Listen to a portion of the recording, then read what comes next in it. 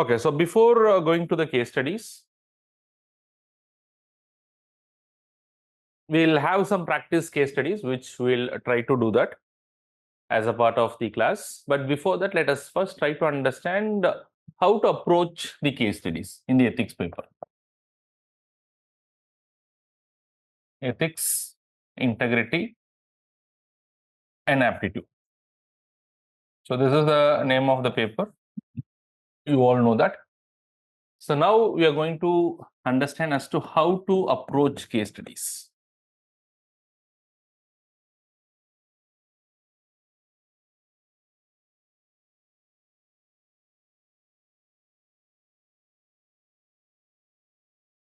How to approach the case studies is what we'll understand in this. There are certain things that you have to keep in your mind when it comes to the case studies. So unless and until you take care of all those things, it's extremely difficult for you to approach the case studies in an effective manner. So now the question is, what are the things that you have to keep in your mind before you solve the case studies?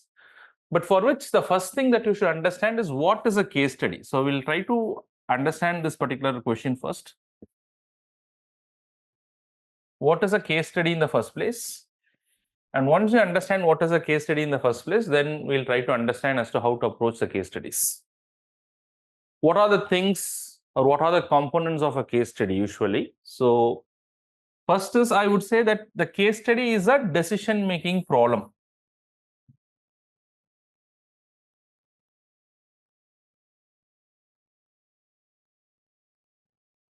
The case study is what? The case study is a decision-making problem.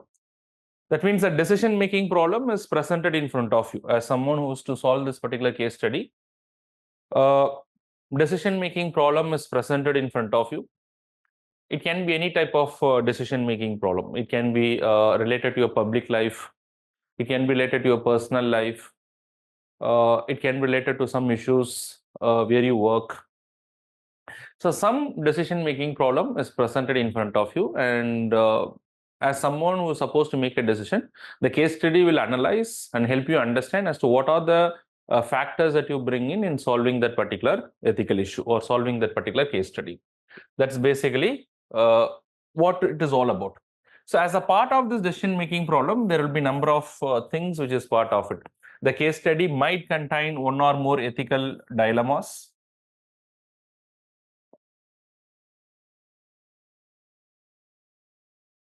or moral dilemmas, and the case study might involve various stakeholders,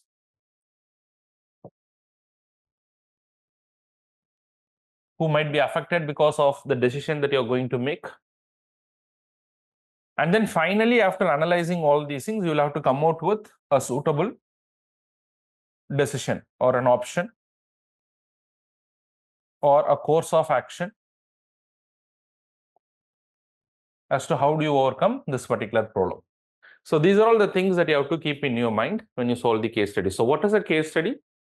Now, case study is nothing but it's a decision-making problem. A decision-making problem which is presented in front of you. And while you go through that particular problem, you will have to resolve that particular problem by coming up with a solution. And what is very difficult when it comes to a case study is, especially in decision-making problems like that, which is presented in the form of a case studies, there's no right or wrong answer. In fact, it might be possible none of the options that you decide may be completely right. And most of the options may not be completely wrong also. So you'll have to arrive at the best available option, considering the various stakeholders who all have a stake in the decision that you're going to make. Or in other words, it can have an impact upon all these people. So considering all these things, you will have to arrive at a solution. You will have to arrive at a decision. That's basically what is called as a case study. But to solve this particular case study, now the question is why the case studies? I'll just also briefly discuss on this. Why case studies in civil service examination? Because UPSC also wanted to assess the moral integrity of a candidate. When I say moral integrity of a candidate, UPSC also wanted to assess that what are the various personal attributes of a particular individual. Apart from the intellectual ability, which is tested through the various examination stages, UPSC also wanted to test your personality aspects in terms of your honesty, in terms of your integrity, in terms of your empathy, in terms of your compassion. Because as an administrator, every day during performance of your duties, these factors might come into play in dealing with various issues that is put in front of you. So as an administrator, how good are you in these factors? Because your intellectual ability alone will not make you a better officer, because ultimately the overall objective of the state is a welfare state. So how these factors also come into play, and these factors will help you to effectively perform your job. All right.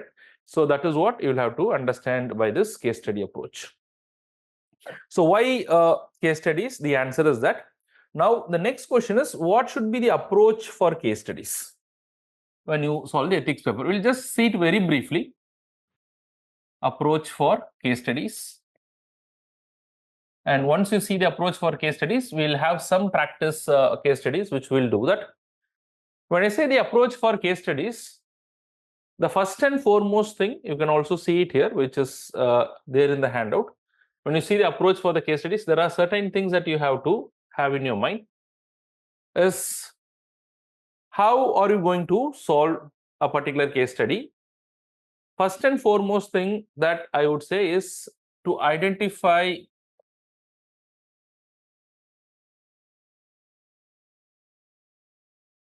the core issue. Because as I already said, what is a case study? A case study in itself is what? It itself is a series of problems that is presented to you. So whenever you take up a particular case study, say for example, there can be a core issue and there can be many peripheral issues. So while as someone who is solving the case study, you should take note of both the core as well as the peripheral issues. But what is more important is that your decision should address the core issue.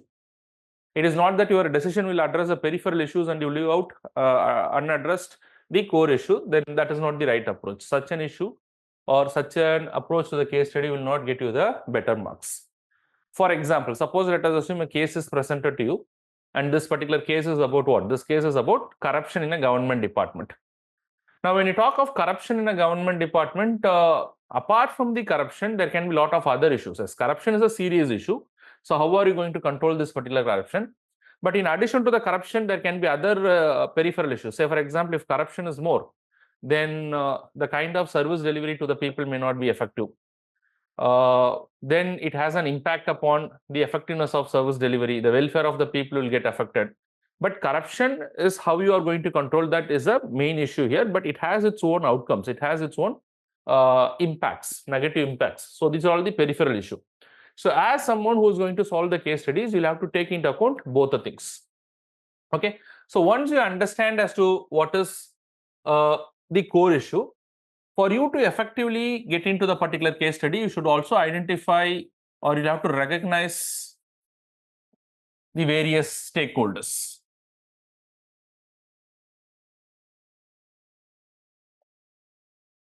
Who are involved in this particular case. When I say you'll have to identify the various stakeholders, you'll have to identify all those people who will be affected because of this particular decision. So as a person who's going to solve this particular case study, what is very important is there are certain stakeholders who are very explicit and a lot of stakeholders who are implicit in a particular case study, or I would say these are stakeholders who are hidden or implicit. So the first thing is you need to recognize these stakeholders as well. So certain stakeholders are explicit, certain stakeholders are implicit. Again, I'll give a case study. So for example, corruption is there. If the corruption is there, let us assume that you are in a government department, you are the head of the office, and in your office, you understand that some of your subordinates are engaging in corruption. So you understand that. So who will be the stakeholders, the explicit stakeholders? You understand that you are awarding a contract, but there are certain subordinates who have received, say, let us assume, corruption from the person whom you are awarding the contract, and they are working without your knowledge in favor of those contractors. So here the direct stakeholders will be your subordinates, maybe your the person who's getting the contract, you yourself, because it all happens under your supervision. So while these, I would say these stakeholders are explicit in the case study, but it is also your responsibility to understand as to the stakeholders who are implicit in a particular case study, hidden. So for example, if the contractor is paying the money and if there is some corruption which is involved in it, so normally the contractor will try to provide a substandard service. And when he provides a substandard service, if he constructs a bridge or he constructs a road, or ultimately who is the end user? The end user is the public. When you say that the end user is the public, you will understand that then ultimately a substandard service is provided to the end user. So public at large is affected because of this corruption. So the public at large is a implicit stakeholder in this. And corruptions needs to be addressed. So whenever corruption is there, you will have to give a departmental inquiry based on the rules made by the government, based on the conduct rules. And so hence the entire government is, maybe an investigation is required because it's a corruption matter. So if the investigation is there, maybe CBI is involved in the investigation, or Lokpal may take up the investigation. So these are all stakeholders who may be hidden in a particular case study. So you try to understand. So the more the case study you solve, you'll also understand that some of the hidden stakeholders are also there. And maybe that this matter may go to the court because there's a law which is called as a Prevention of Corruption Act. And once it goes to the court, then probably the court has to come out and the court has to ensure justice in this particular matter. So you will have to identify both what? You will have to identify both the explicit as well as the implicit stakeholders. So recognize the stakeholders. That is what is very important. Now, once you recognize the stakeholders, then the next thing we'll move across is that what is the status of the decision maker? That's very important.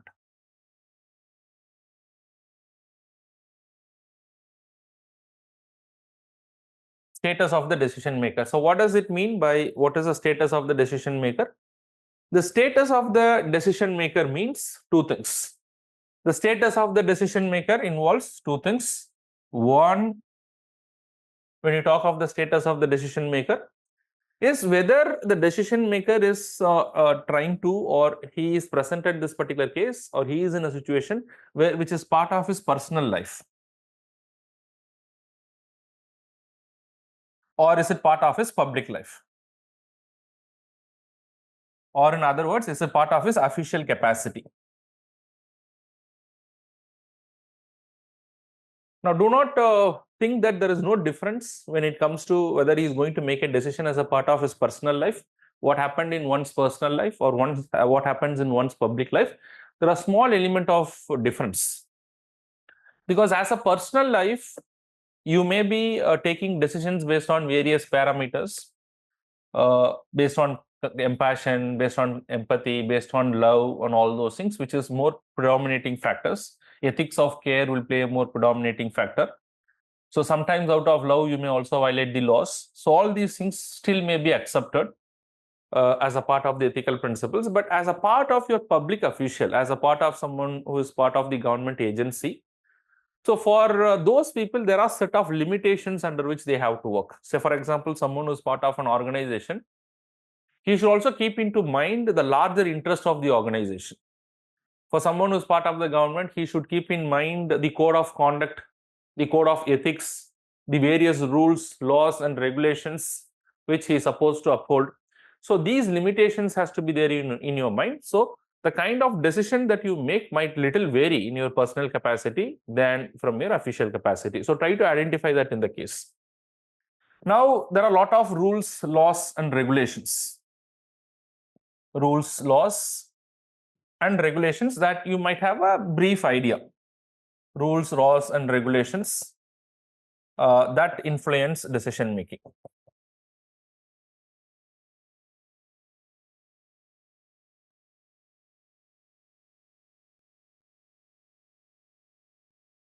That influence decision making. So what are the various rules, laws, and regulations that may influence the decision making? If you just go through the previous question papers, you will understand a lot of case studies has been coming from some of the themes like corruption.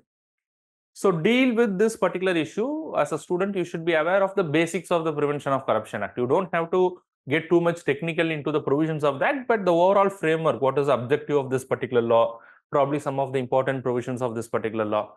So yes, corruption, a number of case studies has come from sexual harassment of women at workplace. So probably you should be aware of the basic principles, objectives of the Sexual Harassment Act. If there is a sexual harassment, what are the procedures that is prescribed in order to take up this particular matter? So it is mandatory that every be it government or the private organization, they should have what is called as a sexual harassment committee, and this committee will inquire this particular matter, and an internal investigation has to be taken up. Matter has to be investigated as per the policies of the organization, and if required, an FIR should also be filed. So these are all certain guidelines which is prescribed. Okay, so we should be aware of all those things, and so is for the other laws as well. So I'll also discuss about the laws in general that you should have a fair idea. All right, we'll discuss about that a little later. So first thing is identify the core issue, read it, reread it, or I would say that whenever a case is presented, it requires two types of reading. The first is your general reading, and then on top of that, you read it one more time so that you also understand the minute nuances. Say, for example, it will help you to understand the peripheral issues. It will try to understand the implicit or the hidden stakeholders. So then the laws, rules, and regulations. So if you are also aware of all these things, then the next important factor that you have to keep in your mind is what are the ethical and the moral principles you may apply in this particular case.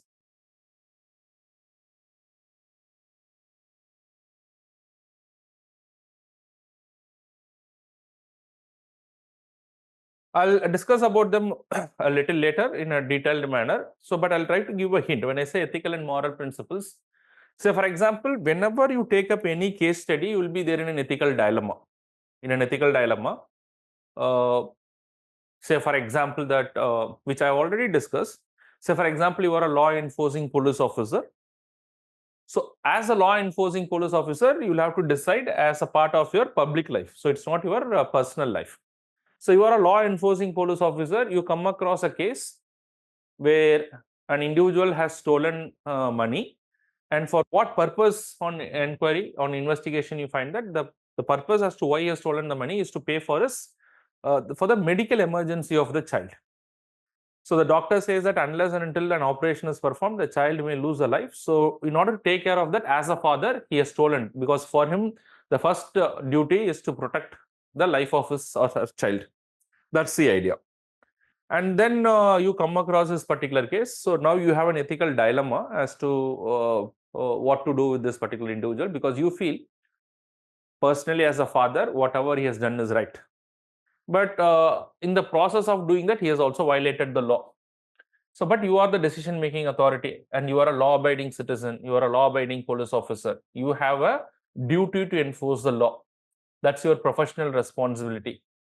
So now you'll have to understand how you are going to decide this. So that is why I said that you'll have to understand you are part of your public or personal life. And then now you have to justify yourself with whatever decision that you make as a part of your public life. So how do you justify? Your justification comes out of the values and beliefs that you have got. So here, say for example, there is something which is called as duty-based ethics or deontological approach, wherein the action itself is very important. Performing the duty itself is very important, irrespective of the outcome of such actions. So the police officer, if at all he is making an investigation where he is saying the truth, and maybe his investigation will help us in prosecuting this particular individual, still he can be satisfied, still he will have peace, because it's his duty, it is his responsibility. That is what the ethical values also say, that irrespective of the outcome, you have to perform your duty, because performing one's duty itself is a highest moral value, or it's an ethical value.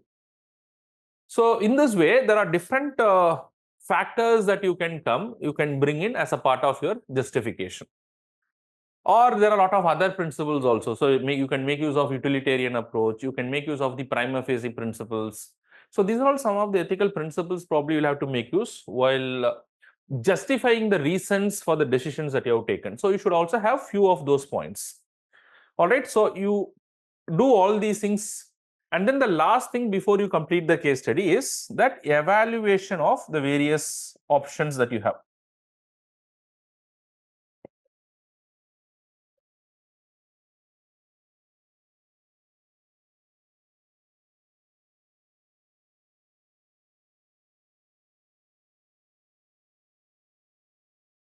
Evaluation of the various possible alternatives.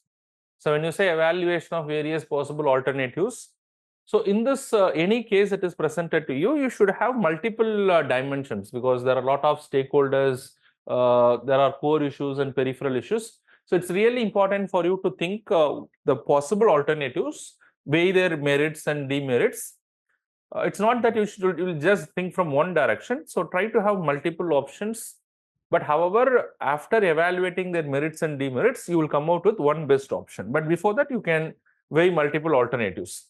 But I would say, what would be the best alternative? After evaluating the possible alternatives, you'll have to come out with one best alternative. And that best alternative would have to fit in all these things. And that best alternative has to fit into the parameters of. So first, it should fit into your role, whether you are doing it in your personal life or in a personal life. So it has to fit into your status. It has to fit into the various laws, the constitutional mechanisms, the violation of rights, if at all, if it is there, that has to be taken into account. So I would say that your best decision has to be more appropriate in terms of the status that you possess, be it in your personal life or in your professional life, to the various laws, rules, and regulations of our country, including the constitutional principles and values. 3, you should also have sufficient ethical backing to substantiate that, because otherwise you may end up in having what is called as you may end up in what is called as crisis of conscience. That means you don't listen to your inner voice. It may conflict with your personal values and beliefs. And then lastly, I would say that this decision should also be practical in nature. So I would say 4 parameters is what make you a best option. So a best option should fit into all these things. So let me do the best option, the next page. So whenever you talk of a best option, so what are the parameters against which you can evaluate all these things? So whether it is fitting into the status, that is personal or public, because the decision that you might make here slightly vary from one another. So what about the status? So one is about the status. So then is it in line with your ethical or moral values? Do you have substantiation for that? 3, what about the laws, rules, and regulations of our country? Of course, including the constitutional values. And finally, you should also see whether it is practical in nature, whether it is implementable in nature. It should not be a very utopian approach where it does not have any practical application, or it cannot be applied practically, or it may not be implemented. And probably in addition to that, one more thing that you will have to also see is what are the, I'll just add one more thing to this. What is the impact upon the stakeholders?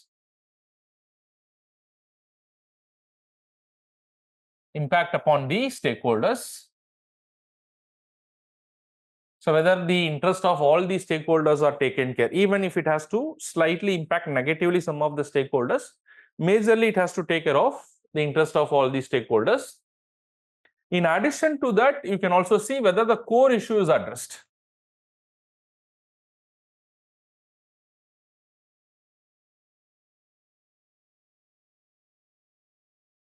So these can be some of the parameters on which you can evaluate, okay, I have done, or I have processed this particular case study in an appropriate manner or not. Okay. So these are the parameters that you can use. So just try to keep these in your mind. We'll just proceed further. So this is a basic idea that I wanted to give. We'll also solve some of the case studies as we'll move forward. But try to keep these basic things in your mind so that it will help you in solving the case studies effectively. Now come here, the next thing that I wanted to discuss is some of the important laws I was discussing, which can help you in doing the case study. So you should have idea as to some of the important case studies, if not all the laws, some laws which will help you in solving the case study if you have got a basic idea, some laws, some rules, some regulations, So primarily, I would say that you should have a broader understanding of the constitution itself, the constitutional values, especially the fundamental rights, the idea, the philosophy of the constitution, the fundamental rights, the fundamental duties, the directive principles of state policies. So these things may be used as a part of your reasoning.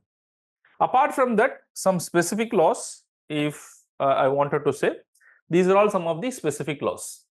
All right, is it clear till this point of time? Shall I proceed further, students? Omkar, have you got it as to how or what are the things that you have to keep in your mind when you're doing the case studies? All right. So now, since we have seen the basic introduction to solve the case studies, now we'll get into some specific inputs before we take up the case studies. Now, see, the first thing is the important laws that can aid in decision making. So what are the important laws? So one, I have already said, the Prevention of Corruption Act. So basically, here you can go and understand as to what is corruption. So you'll have an idea by doing those, the types of corruption, what is the enforcement procedure,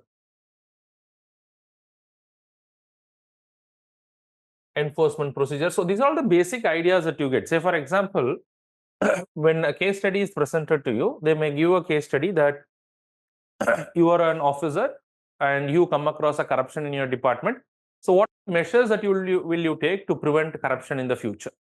So what are the measures will you take to prevent corruption in the future? So you should also understand, or how will you punish the individual, first of all? What kind of actions will you take in this particular case, and what are the preventive measures will you take? So if a question is asked that how will you deal with this particular case, you should know what is the enforcement procedure. So if the law is saying something and you are writing something which has no overlap, then the examiner might come to a conclusion that this particular candidate has no awareness of the laws in our country. So that is why I say that your basic understanding of these laws will help you in approaching the case studies. So try to have a basic understanding. I'm not saying that you should go through each and every section that is given in the law. Probably selectively know the definition. What does it mean by corruption? What is considered to be corruption? Different types of corruption. What is the enforcement procedure under the law? What shall be the punishment for these laws? What are the maximum and minimum punishments?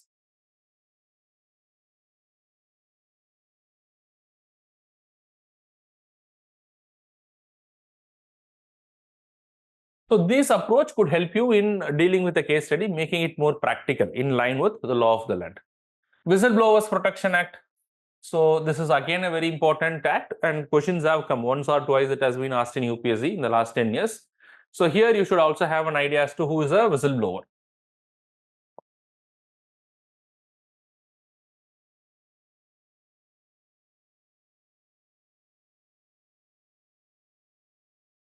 You should have an understanding as to who is a whistleblower. What does it mean by whistleblowing? Who is a whistleblower?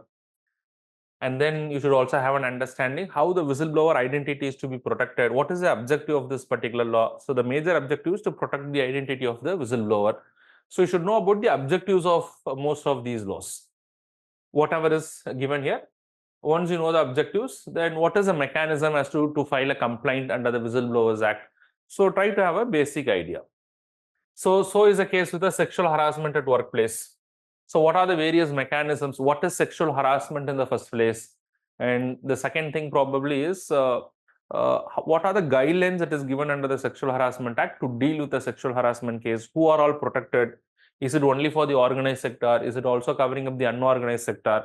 If it is covering the unorganized sector, then who is to protect the rights of the unorganized sector?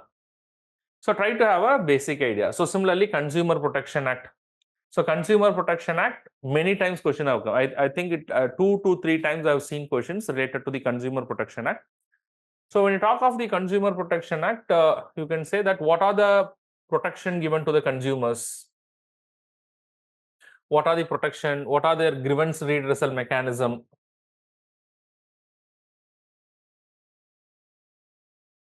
Grievance redressal mechanism. And the Consumer Protection Act also allows for an officer at the state level to check the quality of the products. So what is the power of those officer who is involved in quality control and quality checks? So these are all some of the ideas that you should have.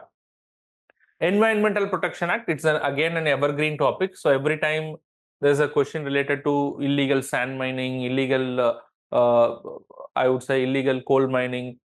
So this illegal mining and all those things is very much related to the Environmental Protection Act. So these are all violating number of environmental laws in our country. So you should be aware of some of the basic provisions. Civil Rights Act. So Civil Rights Act is in general violation of any of the civil rights and liberties of the people.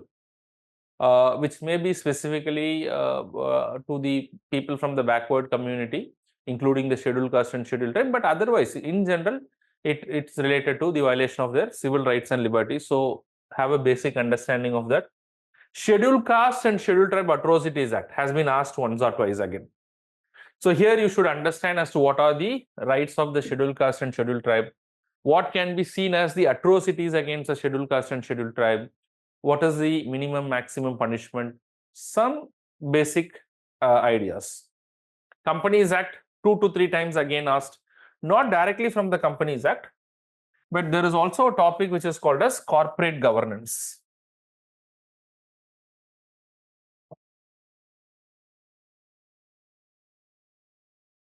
So there's a topic which is called as corporate governance. So when you see this corporate governance, you will understand under the corporate governance, there are a lot of, so in the last class, you have understood as to what is corporate governance.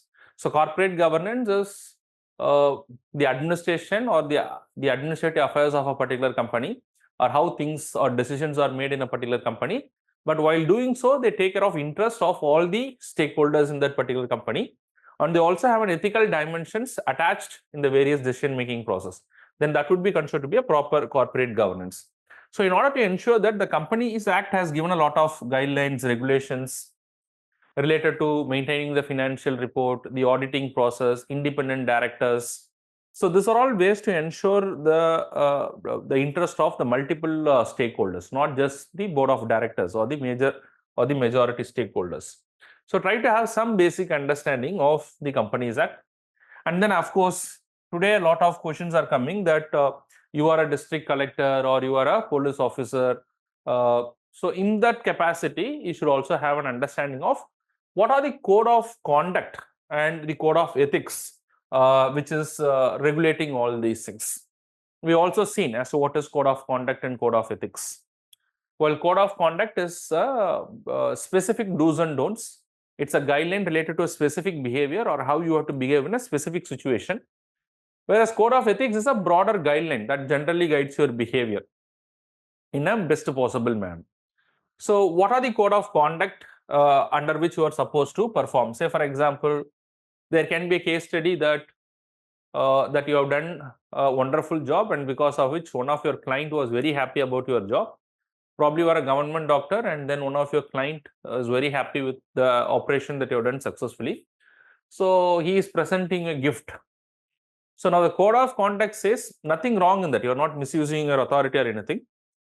But the code of conduct says that you should not receive the gift. And if you receive the gift, you have to inform it to the government department. Any gift worth more than 500 rupees. So you should be aware of this. So you cannot think as a layman, okay, if I receive the gift, what is the problem? Because anyways, I have given the gift. Anyways, I have performed the operation. I have saved the life of the patient, or I have done something good to the patient. So what prevents me from taking this particular gift? Suppose if you are not a government official, maybe you can do that. But as a government official, you are not supposed to do that because it violates your conduct rules. So you should have a basic understanding of the various conduct rules, the code of ethics and all those things. So once you have a brief idea about all these things, I'm very sure that you can do extremely well when you approach the case studies. All right. So the first thing that I wanted to say is, you should have a proper idea as to what is a case study. And then you should know what are the things that I have to take care when I solve a particular case study. And then you should also have a proper awareness about some of the laws. And very brief idea. I'm not saying that you should have the knowledge of the complete law. That is not possible. But your basics should not go wrong.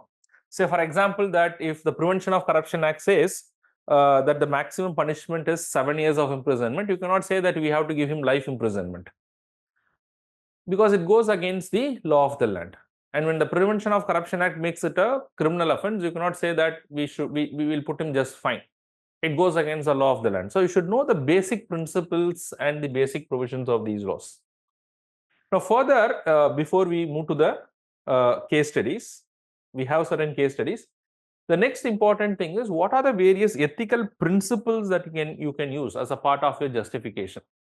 Because sometimes UPSC asks what is the best possible option and justify the reason as to why this is the best possible option.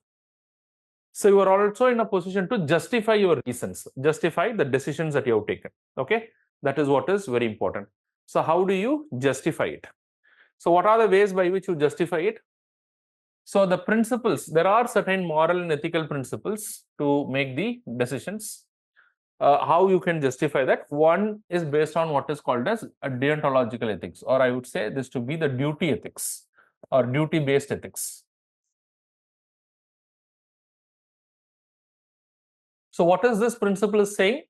This principle is saying that irrespective of the consequences, irrespective of the outcome,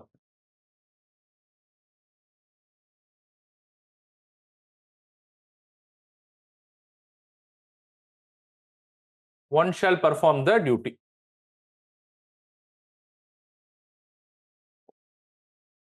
It doesn't matter what is the outcome of your duty, but you have to perform the duty. Your duty might end up in good thing or a bad thing. Say, take the example of the previous case, where I said you as a police officer, you are getting a case where a father has engaged in theft to protect the life of his child.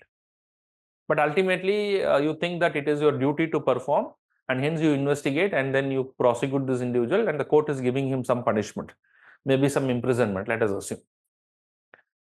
So there may be a view that the father has gone to the jail and he has done a mistake, but it is not a very grave mistake. All that he has done is to protect the life of the child. So sometimes it may create some kind of dissonance in you, because you also feel that as a father, whatever he has done is right. But how do you justify whatever you have done is based on these values. Because for you as a public official, it is also important that you uphold the law of the land, that you enforce the law and punish the violators. And because of that, some of the individuals might get punished. So it ends up in a negative thing.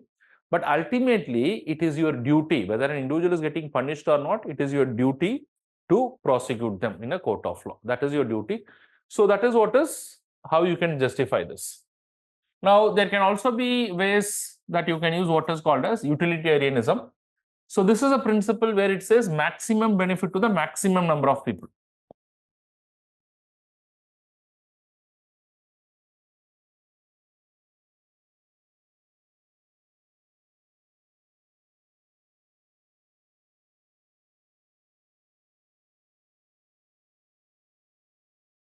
This is talking about maximum benefit to maximum number of people.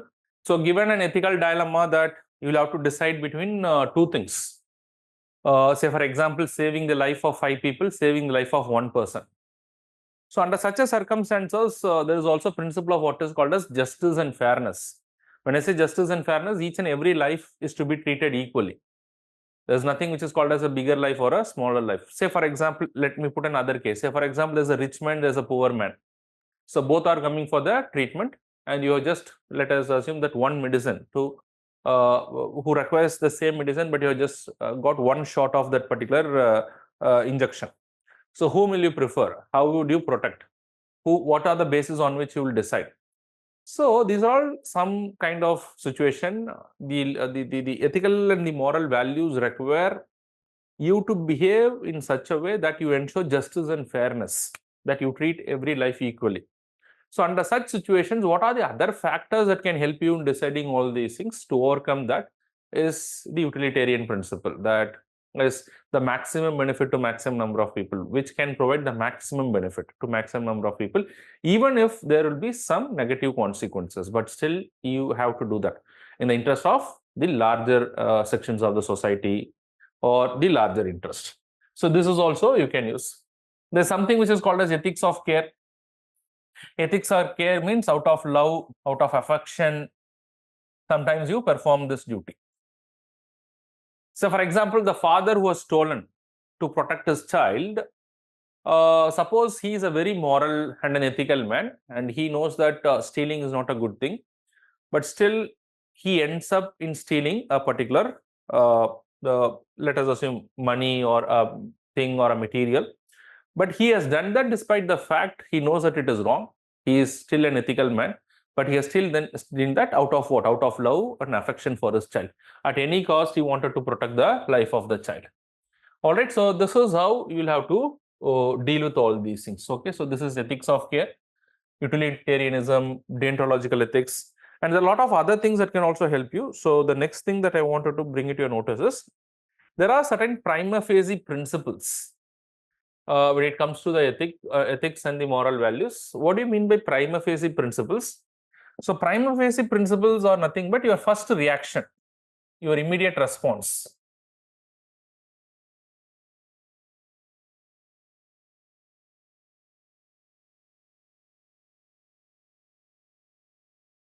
Your first reactions or immediate response to various cases.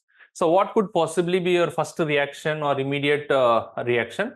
Is the first thing is what is called as respect to autonomy, beneficence, non-malfeasance, justice and fairness, etc. So these are all some of your prima facie principles. So this could also help you in deciding the things. So for example, what does it mean, respect to autonomy?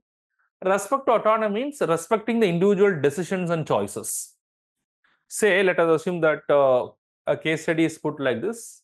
Say, let us assume that you are a father, and now your, I would say, your adult child, or I would say your daughter is coming to you, and the daughter is bringing a proposal to you saying that she is in love with a boy and she wanted to get married. But then you feel that everything is okay, the boy is of good character, you have done the background check, good character, and he is well mannered, he has a decent income, has a good physique. So you take into consideration all these things, so you feel it's all okay, but still you're not happy because maybe the boy is from different religion or the boy is from different caste. So personally, you are not okay with this. You're not okay with this particular idea, and you're not very elated or happy about that. But however, how you may decide or what could be the right thing, the first thing is respecting the autonomy of another individual. That's also what the law says. And this is also one of the ethical principles, that we have to respect the autonomy, the decisions of other individuals. So every individual has a right to decide what is good and what is bad for a particular individual. So you have to respect that. So the father can go in this particular case, if he is still personally not liking it, still he may approve of this particular decision. Suppose someone who believes in what is called as respect to autonomy, that is the autonomy or the decisions of other individual. And then the other thing is that beneficence. What do you mean by beneficence? So beneficence means that our action should always bring good to others. That's what most of the people believe in. Our action should not bring harm to others, but yes, it should bring good to others. So that is how we take a decision. What is non-malfeasance? Our action should not put harm to others, or it should not bring harm to others. That is, you should not do something that would bring harm to others. And then there is also another prima facie principle, justice and fairness. That is treating everyone equally without any discrimination. So these are all some of the basic principles that can also help you in justifying your answers, in justifying your case studies. Because today a lot of case studies is asked as to what is the best option and why this is the best option. Choose the give the multiple alternatives, different options available, and evaluate these options. So while evaluating these options, when you evaluate the merits and demerits, these principles could be used as to why I have chosen this and not that. And then the voice of conscience can also be used as a part of your justification. Voice of conscience is what your inner voice, or I would say it is the inner moral compass, which guides you to behave in a certain way. And that is again based on your ethical values, your morals, your inner beliefs, and the value system. So some of these things may be used as a part of the case study. Okay. So now try to understand. So what are the things that you have discussed? Very quickly, I'll summarize. So if you see the things that you have discussed till this point of time, these are all will help you to do the case studies effectively. So to summarize whatever you have seen, and after that we'll move to solve some of the case study. To summarize, first we have understood what is a case study. You understood that what is a case study and what is the relevance when it comes to the civil service examination, why the case study is given to the students. 2, what is the approach? We have seen an elaborate approach. What are the things that you have to keep in your mind when you solve when you're solving the case study? Approach to case studies. So we have seen the broader approach to case studies, but what will also help you to solve the case studies is that you should have certain basic ideas of I would say basic ideas related to the constitutional values, because it has to revolve around all these things: constitutional values, laws, rules and regulations, and certain ethical principles.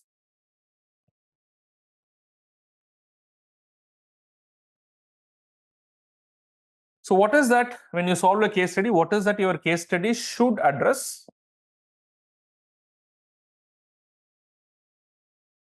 Should address. When I say case study should address, that means your best option should address.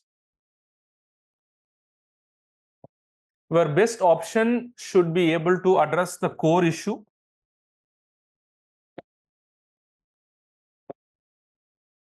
It should be able to address the core issue.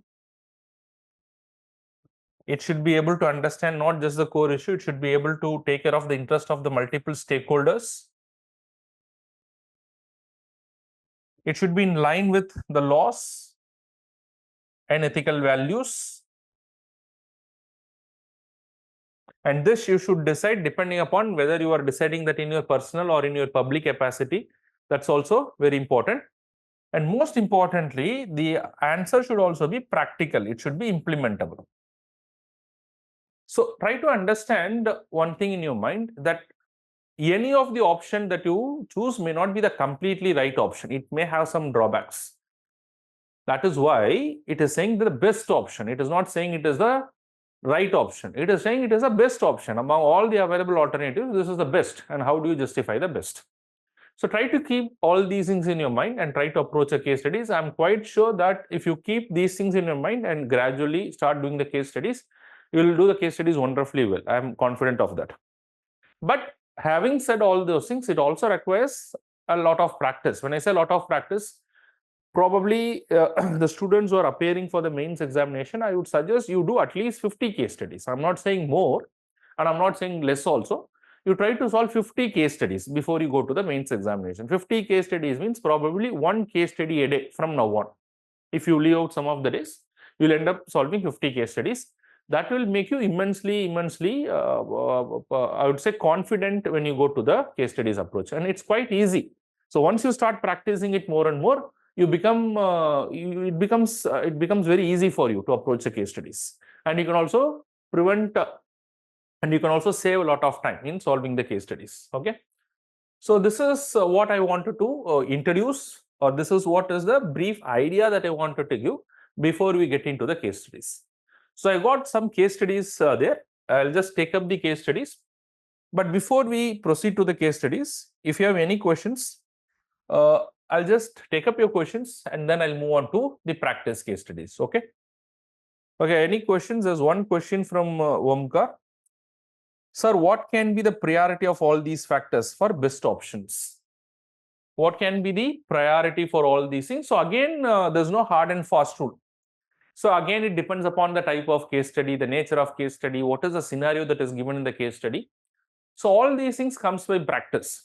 But however, I would say what you'll have to keep in your mind is that your decision should not be a fundamentally wrong decision. It should not fundamentally violate the law of the land. It should not fundamentally go against the ethical values. So the fundamental should be right. And then depending upon the case study, you have that I would say that UPSC will always give you that element of flexibility to decide as how you wanted to go. Now, sometimes in the case studies, this is also something that you have to keep in your mind. Sometimes in the case studies, they will ask you what is the best option available. So when I say that the best option available, you need not have to restrict yourself to one best option, but you can also innovate and say that, say for example, what are the options available? Write down 4 options available, or what are the options available? You come out with 4 options. But then UPSC will also ask in that particular question, what is the best option available? So what you can do here is, it is not that you will go for one best option. Probably you can also say that first I will do this, I'll try to do this. In case if this is not working out, then I will do this. So you can combine both the things and you can write it as your best option also when you have to go for the best option. So it is up to you completely. Because sometimes you feel that first I should try out this, because in every case study, your action should be proportionate. Sorry, or I would say that your reaction or your decision has to be proportionate to the action that is given there. It should not be disproportionate also. That is what is very important. Say for example, I'll give you this particular case. Let us assume that there's a case study which says that your superior is giving you a direction. And what is the direction your superior is giving you? Your superior is giving you a direction to award a contract to a particular contractor. And that contractor is also a very good contractor. But your superior is saying that you do not take into consideration the other contractors who applied for the contract. You just award to this particular contractor. So you feel that this is legally not right. This is ethically also not right, because ethically you'll have to ensure the justice and fairness. Legally also you'll have to follow the principles. Maybe the least bidder, or maybe a transparent auction has to be there. So in both the ways you feel that it is not right. So what could be a response in this particular case? Different alternatives are there.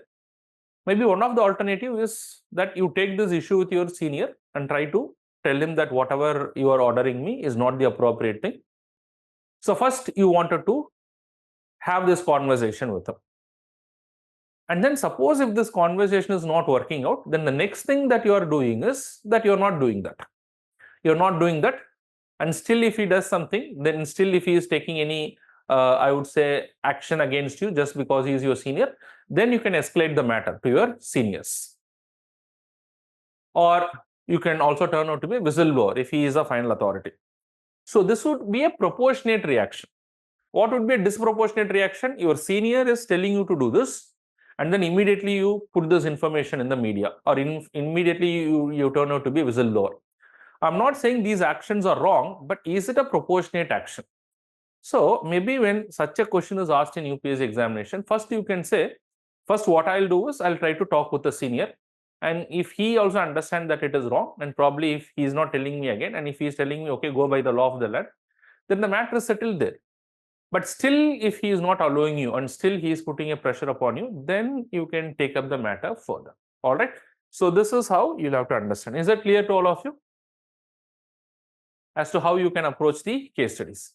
So one important thing that you have to keep in your mind is that your reaction has to be proportionate to the action that is given in the case study. All right. So with this basic information, come to the case study. Okay, you have a couple of minutes. Just go through the case studies. So which is something that I have already given in the class, but today let us try to understand how we will present this case, how we will write this case. So this is the case study. Just go through the case study. And I also need your response for this particular case study. Then we'll solve this case study. We have got 3 case studies today. We have discussed all the case studies. Take a few minutes, just go through the case study once, and then we'll have a discussion on this case study. And try to use whatever approach that I have told in solving this particular case study.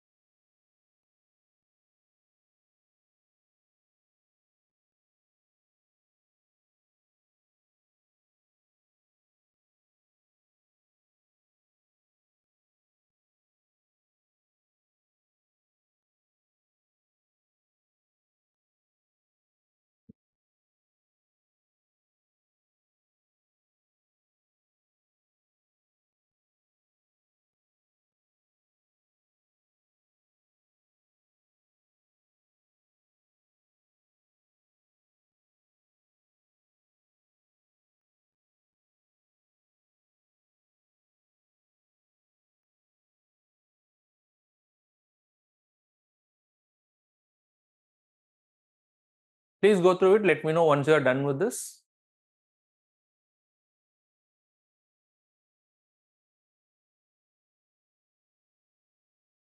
Okay, so try to comprehend the various issues in this particular case. Then we'll try to solve this. Okay, so let me just read it once, and then let us try to bring out the stakeholders or probably the core issue in this particular case. Okay, in a small town in India, a government hospital is there, and this government hospital is facing a critical shortage of medical supplies and resources due to sudden outbreak of contagious disease. So there's a sudden outbreak of contagious disease, so the government is probably not prepared for this, and hence the supplies and the stocks that they have is very limited. The hospital has only a limited number of ventilators and the ICU beds available because the government resources are limited. So yes, limited number of ventilators and ICU beds available. The medical staff is forced to make difficult decisions regarding which patients receive treatment. So already there is a difficult situation because already they are in a resource crunch. So already the situation is very difficult as to who has to be given priority. So on top of this, in the following scenario, two patients arrive at the hospital at the same time. So two patients are coming at the same time. So patient A and patient B. Patient A is a 30-year-old woman, single mother with two young children, who is otherwise healthy but has developed severe complications from the disease. That means try to assess this particular case. She is a woman. She is not only a woman, she is having two young children. Probably the dependency of the children is much higher on the mother. And then on top of that, she is a healthy woman, but she is now affected because of this particular contagious disease, and there's a severe complication. That means her life is at risk if immediate medical attention is not given. So this is what is case 1. Now come to case 2. Patient B, a 60-year-old retired teacher, 60-year-old man, almost 60 years, a retired teacher. That means he has got an illustrious service. He has done a lot of social service as a teacher with multiple comorbidities. He is having a lot of comorbidities, maybe blood pressure, diabetics, asthma. So let us assume there is a lot of comorbidities. Okay, so they have already given it, diabetics, hypertension, who also requires urgent care. So patient B is also there, who seems to be that he also requires an immediate medical attention. And look at the profile of this particular person. Teacher, illustrious service of maybe 30 to 40 years, done a lot of social service. He is also needs an urgent care. So it is saying that he is urgent care, although the word critical is not used. Critical is not used, but he also, let us assume, requires urgent care, but he is also having multiple comorbidities. So this is the situation that is presented in front of us. So under such circumstances, if the hospital has resources to treat only one patient, unfortunately, what is the resource that is there? The hospital is having only one patient. Who should be given priority in treatment and why? Justify your reasons. So under such a circumstances, if the hospital has resources to treat only one patient, who should be given the priority in treatment? Why? Justify your reasons. So this is what we have to understand. So who should be given priority is something that you have to decide, but the question also asks that why he should be given the treatment. That means why means you'll have to give enough justifications. So this is what is a case study. So now to approach this particular case study, who are the direct stakeholders? So I said that first you'll have to identify the stakeholders, you'll have to identify the core issue. The core issue is here is the ethical dilemma. This is the ethical dilemma. That's the core issue. The ethical dilemma is between treating patient A or patient B. Now, why this is an ethical dilemma? This is an ethical dilemma because on the one hand, we talk of justice and fairness. Justice and fairness means what? That every life has got equal value. We cannot prioritize one life over the other life. but then you do not have the resources. We are not having the resources, so we'll have to make some a priority, prioritizing one life over the other life, which anyways goes against the concept of justice and fairness, but still there's no other way, you have to go about it. So that is the ethical dilemma. That's a core issue. So who is to be treated is a core issue. But today, if you decide who is to be treated, then probably it becomes a policy. It becomes a policy, and maybe it will be applied for the future cases also. So in that way, it has a broader implications, because given the situation, the contagious this is, the hospital might have to face a similar situation again. So it's also very important that you will likely to continue the same policy over a period of time. So it may have an impact upon the general public also in the future. So these are all the different issues that may arise. So you'll have to take care of that as well. Now, who are the various stakeholders? Stakeholders are patient A, patient B, the medical doctors, and then the general public. General public is implicit here. It's not very explicit. The government, because it's a government hospital, the government needs to have a policy considering all these things. Okay, so these are all probably the various stakeholders who are in this particular case. But anyways, here the stakeholders and ethical dilemma, unless and until it is explicitly asked, you don't have to write all those things. But assessing these things will help you to write a better answer. Okay, now moving forward. Can anyone tell me that which patient will you prepare? Will it be patient A or patient B? Then I'll give my response. As I already said, try to remember that in an ethical case study, none of the options can be the purely correct option or a purely wrong option. It's only we are trying to understand the best option available. And what is the reason for that? Okay, so let us try to understand. So Omkar has given an answer that in both the cases, there is issue of right to life due to resource crunch hospital, have to choose one. Considering all the stakeholders and impact of the decision on them, utilitarian perspectives of maximum welfare of numbers, as there are two more lives involved in the mother, can be treated. First, for the patient, and other possibilities can be explored contacting the other hospital. Very good. Very good, but you can add a few more dimensions. All right, very good. So Omkar is of the opinion. There may be students who are having other opinions as well. As I already said, you don't have to restrict only to patient A, but it would be more, I would say you can give a lot of reasons to justify as to why patient A, which may be a bit difficult for patient B. Why? I'll tell you. A number of things that you can bring in. So first of all, the thing that you have to take into account, a number of conflicting ethical values are also there. When you talk of justice and fairness, it conflicts with the principle of utilitarianism here. When you talk of justice and fairness, then probably you should treat every life equally. You cannot prioritize one life over the other life. But you can also reconcile both the principles here. Why? Because while you talk of justice and fairness will be there only when you protect that particular life. And because there is a resource constraint, it is also very important that the resource constraint is effectively utilized to protect the life of the people. And thereby we can deliver what is called as maximum benefit to maximum number of people. So on the one hand, the resource is very less. And when you say that the resource is very less, the resource has to be effectively utilized. So whether I'll go for the teacher or whether I'll go for the patient B, that is whether I'll go for the women or whether I'll go for the teacher. One of the big problem with the teacher is also having a lot of comorbidities. If you take this particular dimension, he's also having a lot of comorbidities.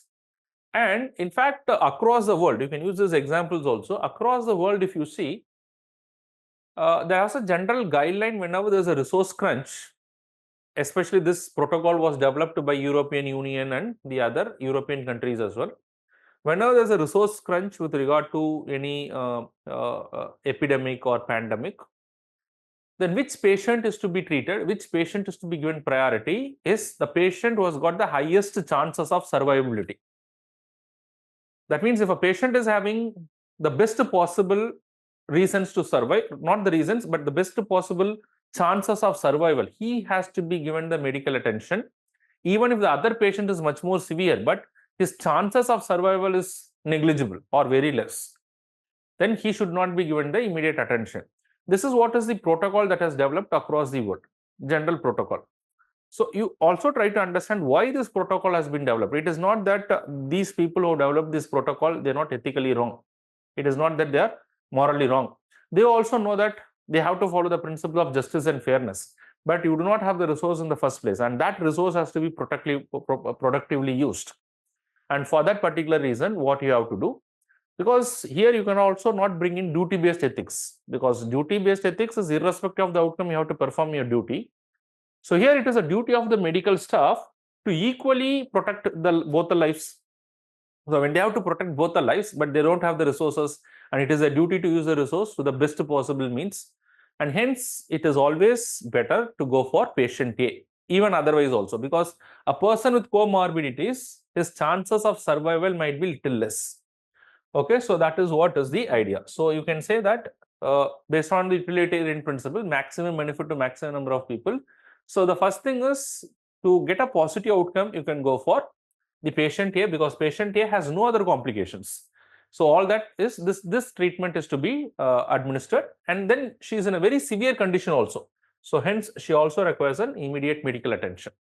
Second thing, if you apply, it's not only that she has a better chances of survival, but also the fact that there is also a lot of dependence upon her. That means she is also having two young children. As a mother, she has to take care of that. If something happens to the mother, unfortunately, what will happen to the life of the child?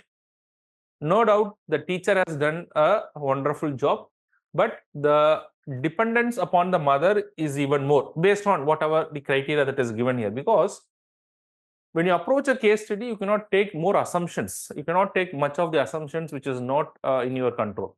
So here no other information is given about the patient B, but here you can use all those things. So considering all these things, you can say that the immediate attention might be given to the patient A. So these are all your justifying reasons. But at the same time, you can say, but at the same time, what you will do is you will start treating patient B for the comorbidities in the meantime.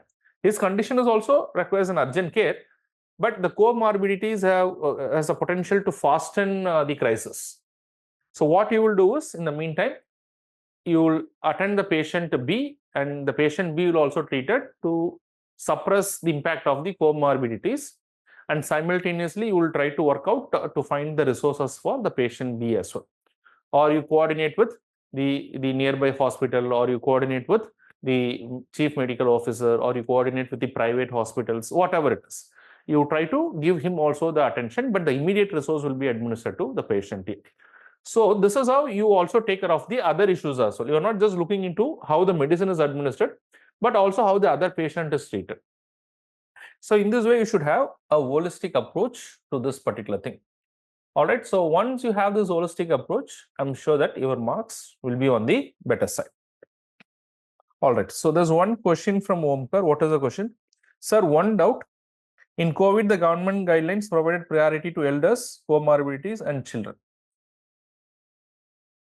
Okay, so this I'll have to verify the facts, because as far as see, during the COVID time, uh, in fact, this was led for the during the later stages, it was led for the state governments to decide all these things. So multiple state governments have given multiple guidelines. So I'm not sure that which guideline you are talking about, but I am talking about various guidelines which has been given by the World Health Organizations and at the international level. So they have prioritized the person. If a person is having comorbidity and a person is having no comorbidities but requires an immediate medical attention, so the priority was given for someone whose survival chances are much higher. Okay, so this is the principle that is followed. So I do agree that these things like there's an priority, children, then elders, women, and then men. So this is in case of how you rescue them in case of a disaster, during an industrial disaster or any natural disaster. So first, the priority has to be given to the children, and then probably to the elders, then to the women. So this is the priority, but I don't see this as a overall guideline in case of India. But maybe some of the states might have given this particular guideline, but still not necessarily you'll have to follow that, even if it is there, because you have other guidelines also at the international level. All right.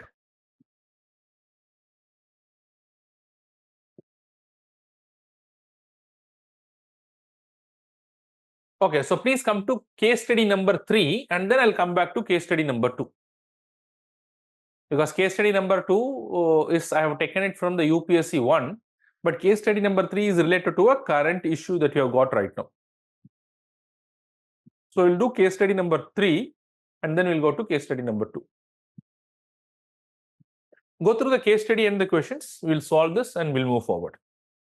So take 2-3 minutes, first go through the case study once.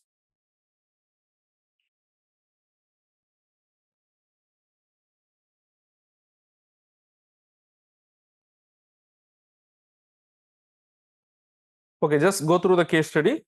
I'll just go through the case study and continue.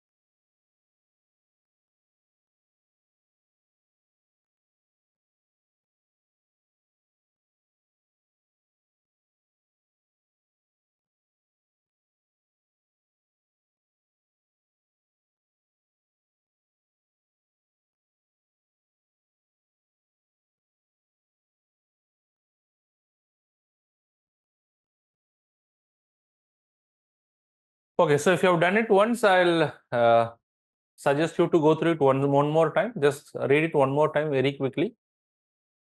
So for every case study, you have got 15 minutes. But I would say that first 5-6 minutes, you'll have to read it, because once you read it, once you understand that, then the approach becomes relatively easier. So 5 to 6 minutes you can take, try to understand a particular case study, or even a little more, up to 7 to 8 minutes also you can take, because then the writing becomes a little easier, because you're going to make all the analysis while you're reading the case study. Just go through the case study one more time.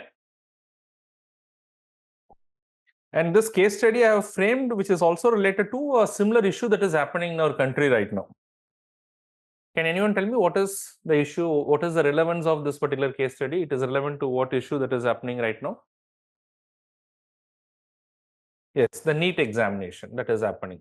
Although it's not exactly the way that the issue is happening right now, I just try to put it in the form of a question and try to put you in some kind of the decision-making position. I have made it as a decision-making problem.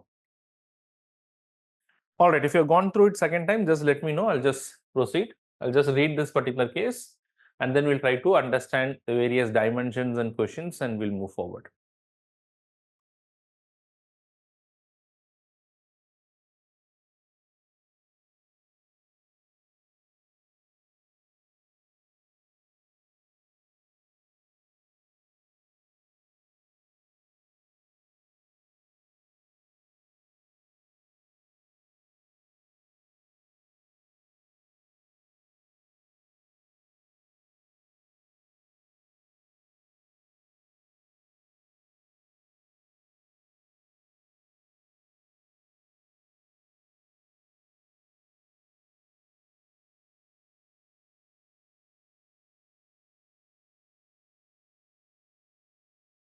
Okay, so I'll just first discuss it. See, why I am not giving the structure is whenever you follow the case study, there's no unique approach to the case study. There's no unique structure to the case study, although I can give you one. But UPSC has never told, okay, this is a structure that you have to follow. And provided if a structure is given, it may also impact upon the innovativeness of the students as well. So all that you'll have to do is the approach. The approach is that you should understand the major issues. If you are comfortable writing in paragraphs, you can do that. If you are comfortable doing it in the form of boxes, you can do it in the form of boxes. Maybe we'll try out something here. But there's no unique style that you have to follow. All that you'll have to keep in your mind is how you are going to present your information in a limited content, which may also be done effectively in the form of a tabular columns. In certain questions, it can be done in the form of tabular columns where they ask to evaluate the various options. In certain questions, give the course of action. Course of action means you'll have to give point number 1, point number 2, point number 3. So it can be in point formats. So that is why you cannot give a unique structure for every case study, because every case study in itself could be little unique. So it would be a little injustice if I say that this is a standard that you have to follow. It would not be fair on my side to give a standard format when it comes to case studies. Again, it depends upon a lot of case studies. So that's why I say that you go through at least 50 case studies, try to solve, then you will arrive at certain standards. Maybe, okay, for this case study, I'll go for paragraphs. For this case study in point format. For this case study, it will be in a tabular column. So it can be a combination of these three things for different case studies. All right, anyways, I'll solve this particular case study and then I'll take up your question. Okay, so just come to the question. You are a chief controller of the competitive examination. You are what? You are a chief controller of the competitive examination conducted by the government, through which the students get admission into various medical colleges based on merit. Okay, shall I proceed? Have you all done the reading? All right. See here, the question is saying that you are the chief controller of the competitive examination conducted by the government, through which the students get admission into the medical colleges based on merit. So the question itself, the case itself is very clearly saying that the very basis on which the students are to be selected is the merit. That means it's a competitive examination. Now, recently in one such examination, you come across a various news report that you are not aware of these things, but after the examination is over, probably there's a lot of news reports that is coming. The news reports are alleging paper leaks at some examination centers, impersonation in certain cases, and various other malpractices like cheating during the examination process. So multiple reports are saying multiple things. So there is allegations of what? There is allegation. So here it is only alleging. They're merely allegations. Okay, they are alleging that in certain institutes, so certain centers, that there has been leakage of papers. There is impersonation in certain cases. Impersonation means that instead of the candidate, somebody else is appearing for the examination. That is impersonation. So there is impersonation, there is leakage of papers, and there is malpractices like misusing the devices, cheating, copying. So some malpractices are also reported. So these are all the various issues reported in the newspaper. Now, the integrity of the entire examination process is questioned. That means this has led to the questioning of the integrity of the entire examination process by the media. And there are also a lot of protests happening around the country supported by the various opposition parties. That means the issue has become so serious because now the opposition parties have also taken a stand to protest against the government. So the issue is given a lot of visibility in the media. Under such a circumstances, you get a call from the HRD ministry. You are getting a call from whom?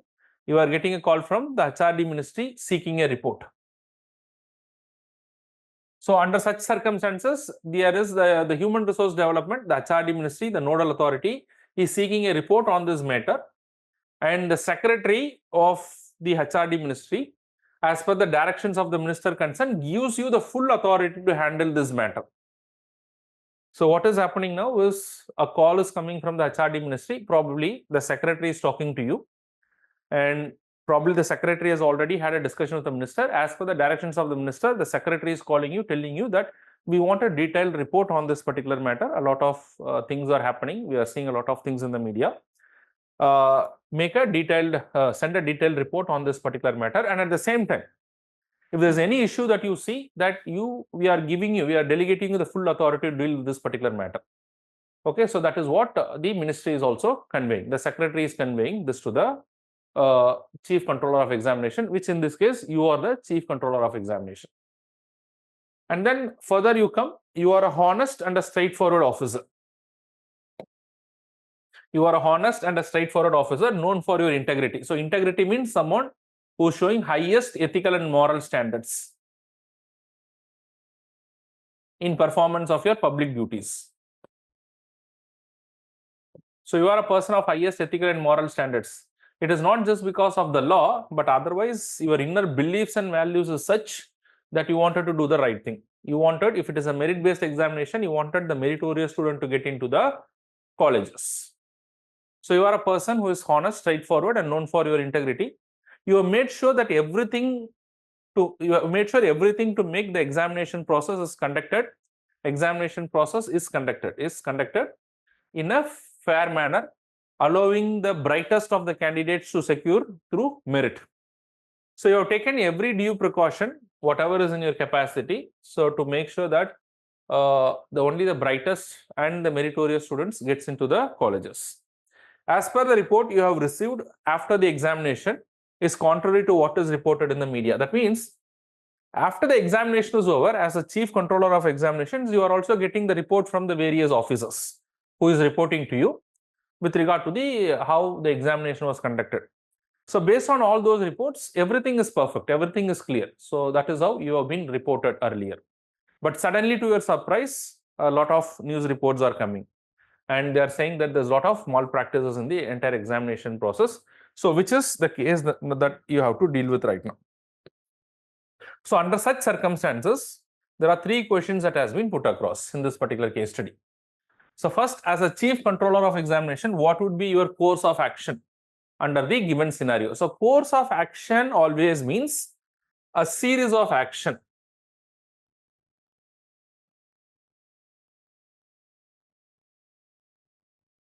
A series of action, or it would mean a step-by-step action.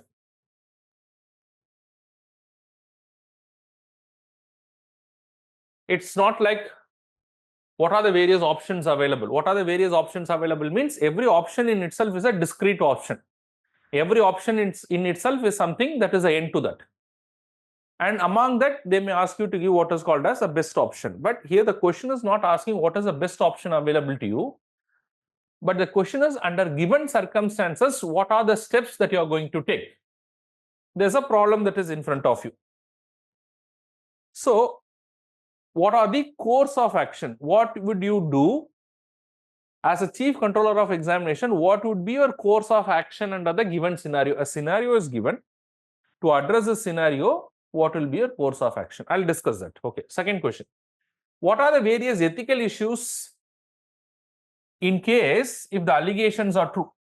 Because as of now, it's merely an allegation. We are not sure whether it is true or not. So first that has to be found out. But the case is saying that if that allegation is true, that there is impersonation, or probably let us assume that there is leakage of papers. So what are the ethical issues that is involved in this particular case? So you should also be aware of the ethical issues. What kind of precautions you would take to avoid such things in the future? In case if that is true, what kind of precautions you would take to avoid such impersonation or the leakage of papers in the future? So these are the things that you have to do. So now let us go to the first thing. So what are the what would be the course of action? Okay. Okay, so before going to the course of action, let me just identify the stakeholders in this, and then I'll go to the stakeholders. Okay, so before going to that, I'll just take up a question. Sir, don't have to mention the options available? You don't have to do that, because the question is not asking you to come out with the options. See, try to answer the question whatever is asked. That's why we cannot have a very fixed structure for every case study. That is not possible. It depends upon what they are going to ask. Is it clear, Omkar? So here there is what is necessary is that you will have to come out with a course of action. What are the series of actions that you will take? That is what is important. So we'll try to understand that. So what would be the various course of action? We'll try to understand that, the course of action. So, but before that, who are the various stakeholders who are involved in this particular process? Directly, the direct stakeholders, which is very explicit in this particular case study. Who are the direct stakeholders? If you see the direct stakeholders, I would say the direct stakeholders involve yourself, who is the chief controller of the examination, yourself, the students who are affected, the students who wrote the examination, students whoever is involved in that particular process, and then the staff members who conducted the examination, media, which is reporting all these matters. So these are all the direct stakeholders. Apart from that, you can also say the HRD ministry. I would say these are all direct stakeholders, but apart from that, what are the other stakeholders who are implicit? So probably your immediate course of action is to conduct an inquiry. So probably you need to carry out an inquiry to understand whether this is true or not. And if the inquiry, if you find that there's a lot of malpractice that is happening, so you may have to file a CBI inquiry or other inquiry. So CBI may be involved in this. So there may be a potential stakeholder in this particular case. The second thing would be, like, if there's a CBI inquiry, then it requires a prosecution. So the courts who has to provide justice may also be a stakeholder. These are all potential stakeholders probably. And then probably there is also a possibility a lot of intermediaries, a lot of coaching centers who acted as intermediaries, so they may also have involved. So all those people may also be part of the stakeholders, and including the HRD ministry, the government at large. It's a major problem for the government and the opposition. So they're all stakeholders in this particular matter. So once you identify the stakeholders, I'll just come to the ethical issue. But what is the core issue? The core issue here is, the very objective of this examination is to ensure the transparency. The very objective in this entire examination is to ensure a merit-based recruitment process. So now, whether that merit or the merit-based selection, is there any deviation from that? And if there's any deviation, how to address that? That's the core issue. And then you have the other issues also. The peripheral issues is to punish the violators, to prosecute the violators, to ensure justice to the students and all those things. So these are all the other issues, but the core issue is to see whether there is any deviation from the merit. And because if there is any deviation from the merit, is there any effect upon the students? So these are all the issues that has to be addressed. So what would be your course of action? So course of action means step-by-step action. Okay, can you just think about the course of action just for a moment? Just take a couple of minutes. So what would be your course of action in this particular case?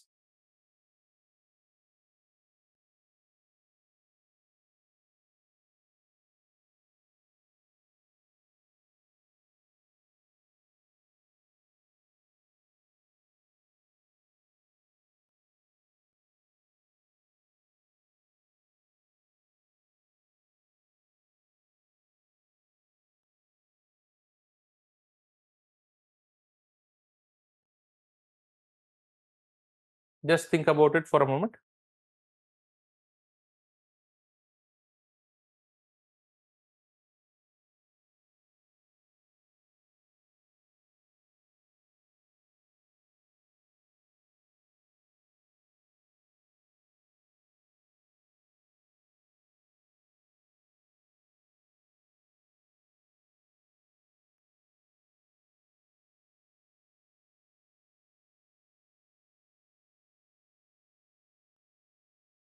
What would be your course of action? The first course of action for him is to conduct a preliminary inquiry.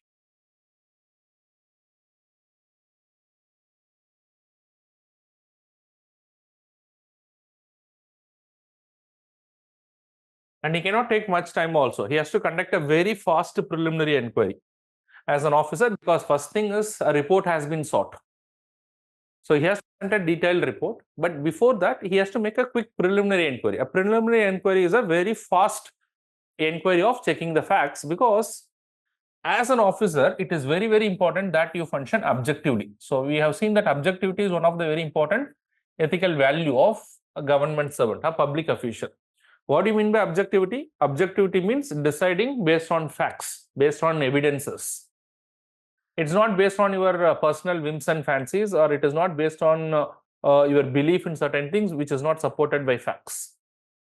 So as an officer, as a chief controller of examination, earlier you thought that everything is right based on the report that you got, because after the examination was over, a report was sent to you, and that report says that everything is clear, so you were satisfied of that. But now a lot of reports are coming in the media. That means they should have some evidences, they should have some facts.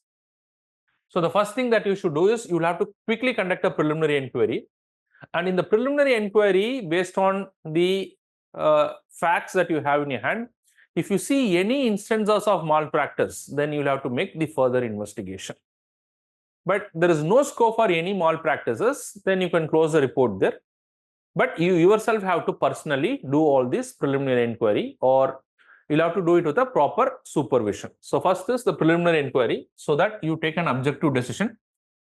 And if you feel that there is any form of deviation from the merit-based examination, then you order for a detailed investigation.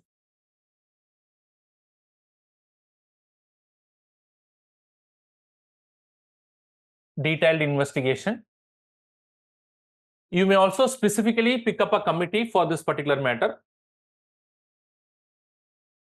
You go with a detailed investigation. So the difference between preliminary inquiry and detailed investigation is that the preliminary inquiry may not go into each and every facts. The preliminary inquiry will only try to assess whether this allegation, is there any fact in this particular allegation. If they feel that any fact is there in that particular allegation, then they will make a further investigation to understand who are all involved in this, how this has happened in the first place. So all these things will be done by a detailed investigation. So the first thing is you conduct a preliminary inquiry, then you do a detailed investigation. And in the detailed investigation, if you find that a lot of people are involved, maybe you can also file a case with the CBI. In fact, you have to do this because it's a very big scam. It's a very big fraud that has been done under your belt, which you as an officer with highest levels of probity, integrity, you cannot allow this to happen. So you also personally file a case with CBI. You send this preliminary inquiry report immediately to the government, and you also ask the government in your capacity to file a case with CBI. So then what is your thing? So while the investigation will go on, so till the time what you can do is, you can also tell the CBI to complete the inquiry as soon as possible, but till the time the student should not be affected.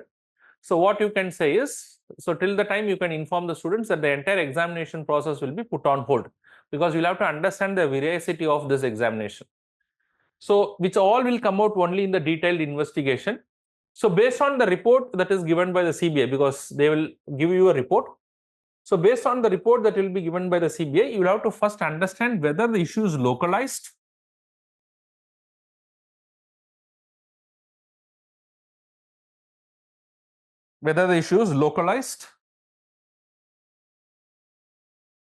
or nationalized.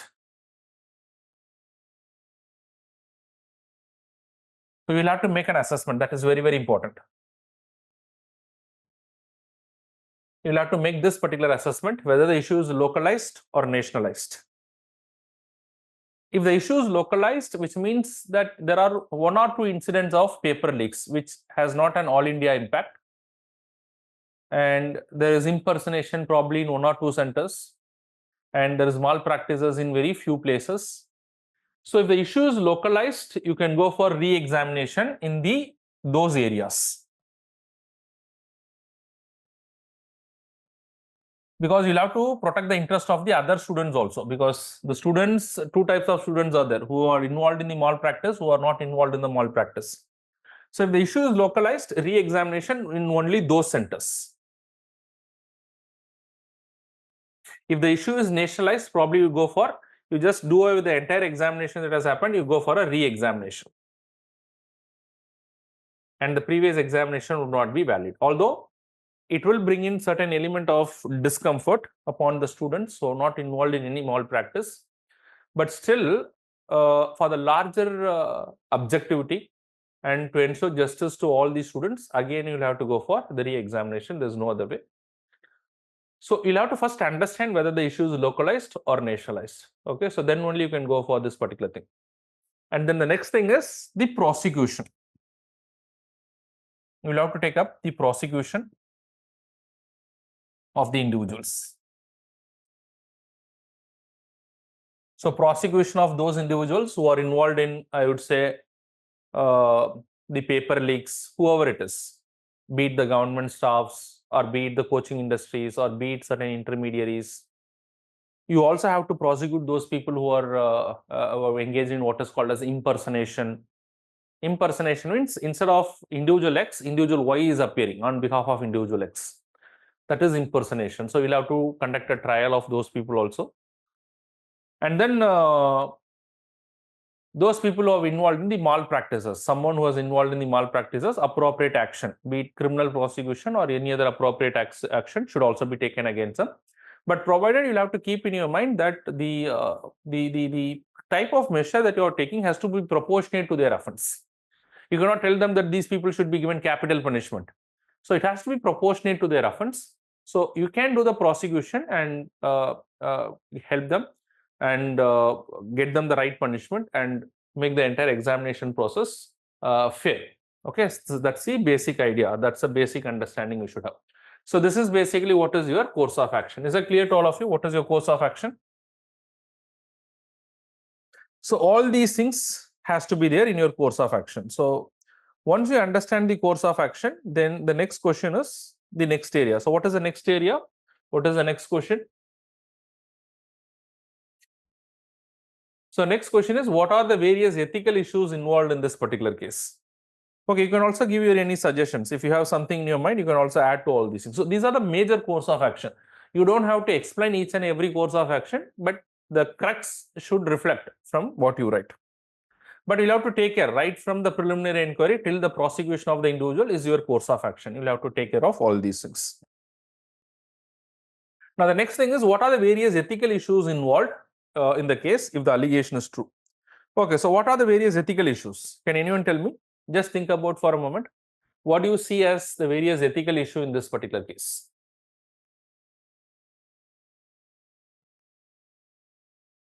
What could be the potential ethical issues?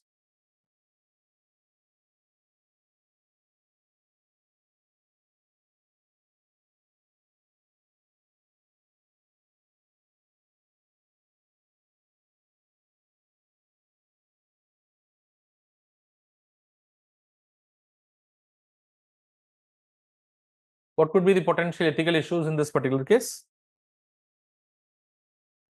As Omkar, do you have any ethical issues in your mind? So what are the various ethical issues? We'll try to understand the ethical issues. And then what are the ways to prevent this?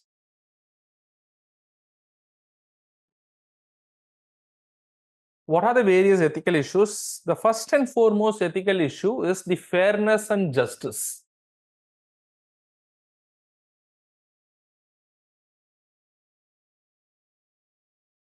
See, if this is a merit-based examination, it has to ensure the fairness and justice to all the candidates. If there is paper leakages, if there is impersonation, and if there is any malpractices, where is fairness and justice in the entire examination process? Because not everybody is equally placed. Somebody is getting undue advantage, or I would say illegal advantages, which will put them in a better position. So the first and foremost issue is that it is a complete violation of the principle of fairness and justice. That's a major issue. And then it also questions the integrity of the examination process.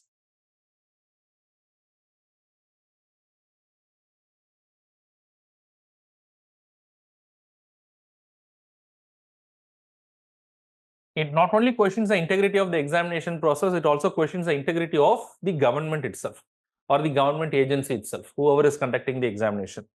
whether they are having the highest standards, whether they are following the values, whether they are following the laws in the first place in carrying out the entire examination process.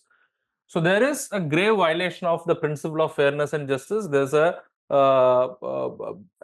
dent on the integrity of the examination process. That means there is a complete breach of trust.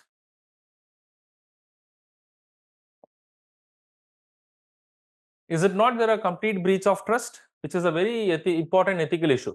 See, people, the students are spending years preparing for the examination, assuming that they have the trust in the process, assuming that the entire examination process will be conducted with fairness, with justice, following the principles of integrity.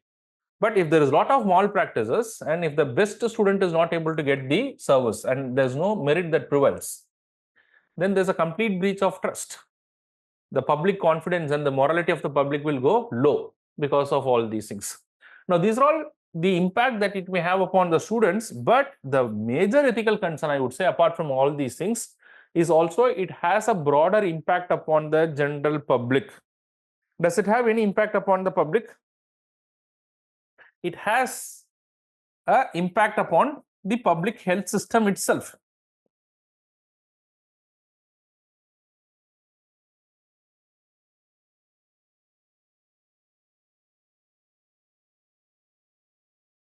There are different impacts upon the public health system. I would say that how it can impact upon the public health system, it does have a major impact upon the public health system, because if the examination is not based on the basis of merit, if there is violation of principle of merit, if there's no fairness and justice, you can understand what are the people who are going to qualify in this examination process. Assuming people who are not meritorious, assuming people are not up to the intellectual standards, and people who are doing impersonation, people who are getting the benefit of paper leakages, those are the students whose moral value will also be on the lower side. Their ethical standards are also on the lower side. So what would they do when they become doctors, when they enter into the public health system? First of all, they may not be competent enough. They may not have the professional competency to deal with various issues, which is very important when you are a doctor. Your professional competency has to be at its high. On the other hand, it is not only about the professional competency, but your moral integrity will also be low. So in both the cases, it is going to have an impact upon the public health system. So serious ethical concerns of these. So it is not only about the individuals, it is not only about the students, it is also about the general public. So this matter has to be taken up very seriously. So do you all agree with me that these are all the issues that it may have? These are all the ethical issues that it has to be addressed. Now, the last part of this particular question is, what are the steps that you will take as a controller of examination? So whatever answers that I am giving is only indicative in nature. So you can also add up more points, but I'm trying to address the core or the crux of the issues. Steps required. So what are the potential steps that you will take probably to do away with all these things in the future? So what are the steps that you will take? So of course, you will learn a lot of lessons in this particular case. So based on the lessons, if at all there is a need for course correction, you will have to do the course correction. So that is why that is how you may be able to take the necessary steps. So what are the necessary steps? So first of all, I would say that yes, we are not sure what is the process that is followed. So maybe we can bring in what is called as biometric verification.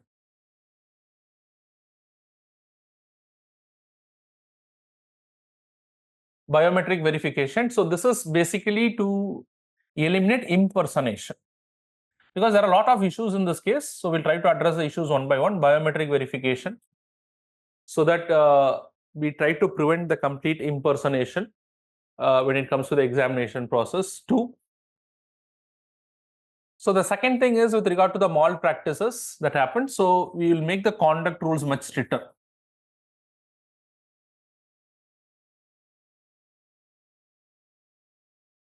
So you try to understand, so based on which this has happened. Is there any devices that has been taken in, or is there any official who is performing the duty has helped them in the malpractices? What can be the potential consequences in case if they engage in these malpractices? So if the potentials are not severe enough, say for example, in most of the cases where there is a violation of conduct rules, where there is malpractices, maybe that his candidature will be cancelled. So candidature cancelled that particular year, next year he can appear for the examination, may not make the case much stronger. So if required, you can make the appropriate changes in the conduct rules of the examination. So students who are engaged in impersonation or students who are engaging in any form of malpractices, maybe they will be barred for life.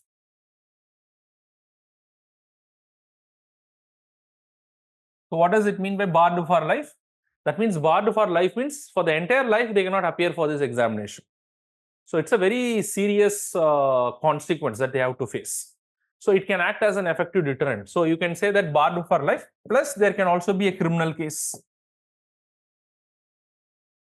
If the department wants, they can initiate a criminal case also. Maybe to that extent you can amend the rules, which is in your capacity. As a controller of examination, you have the authority to make subordinate rules. So you can make those subordinate rules in the examination. So same can be there for the impersonation also. Now the next thing is you see as to how the paper leaks have happened. So you try to understand the process, you make changes in the process or the procedural change to make it completely authentic or foolproof. So the process and the procedural change is all right, but you also understand as to how it has happened. So there has to be some kind of consequences for that also. Maybe one way is that you blacklist those people. You see from where it has gone from probably where it has been printed, because normally the government does outsource all these things some of the times. So has it gone from the outsourcing thing, or is it from the government official? So you try to identify the point where it has been leaked. So if it is from printer who has done that, you blacklist him plus criminal case.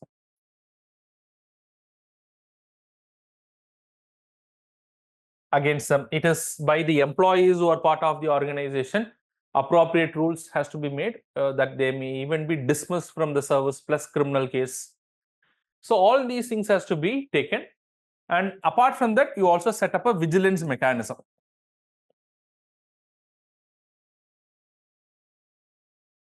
An efficient vigilance mechanism as the government would have for anything. You also request for a vigilance mechanism who will directly report to you.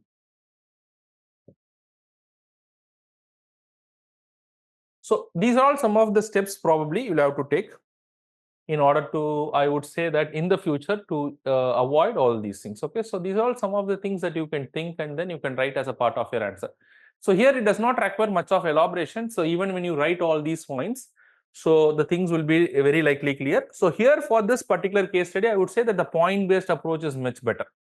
So when you talk of what are the course of action, point 1, point 2, point 3, first course of action, second course of action, and for the second thing is what are the various ethical issues, ethical issue 1, 2, 3, 4, and what are the various steps required, step 1, step 2, step 3, step 4. So this format is the better format. All right, is that clear to all of you?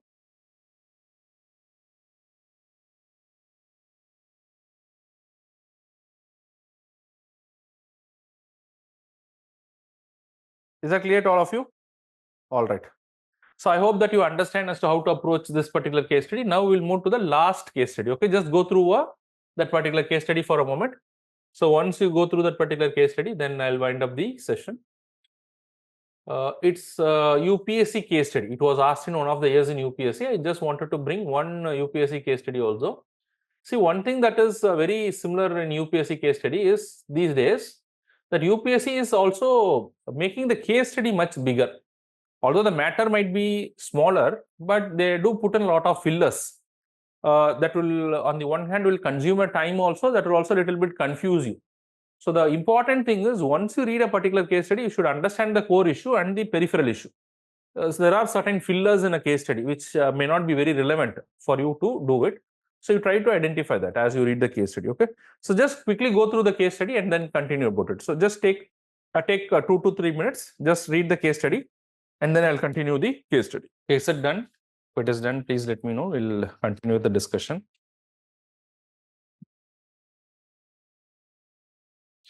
Okay, so just come to the case study. It's a big case study. We'll try to understand. Again, this is a case study related to the problems that one might face as a civil servant. So this is one theme that repeatedly UPSC is asking. Either any form of corruption or any other issues that you may have to face. So this can happen to anyone. Okay, so this happens in the real scenario also.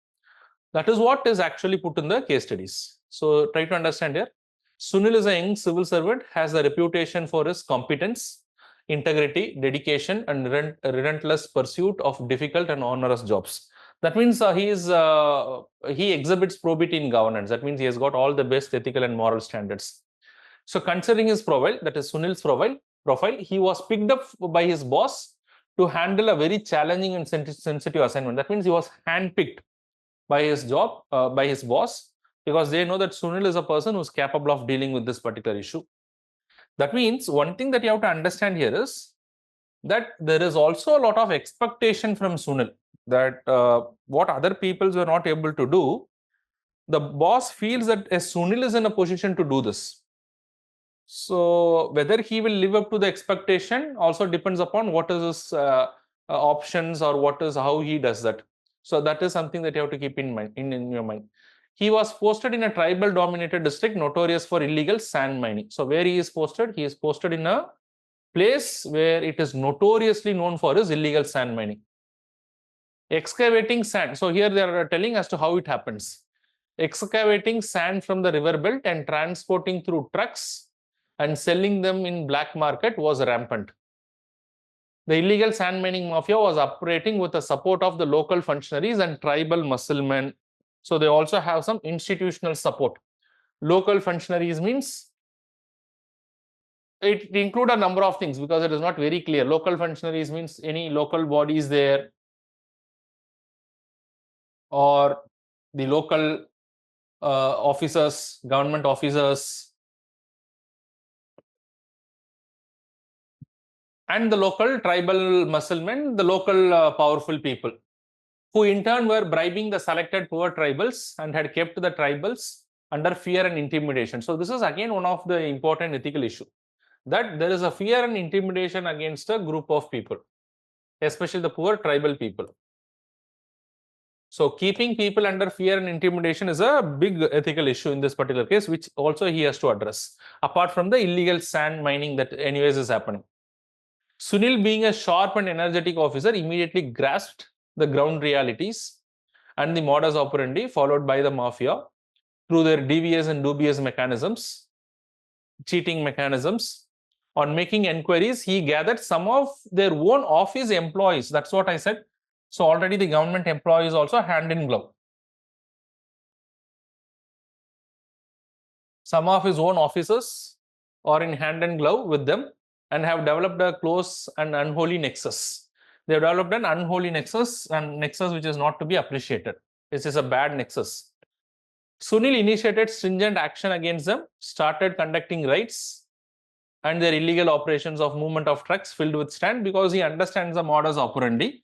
So accordingly, he carries out various raids, all right, which is part of his duty and which he is doing it. But in the line of duty, what are the other issues that he is facing, which is given here?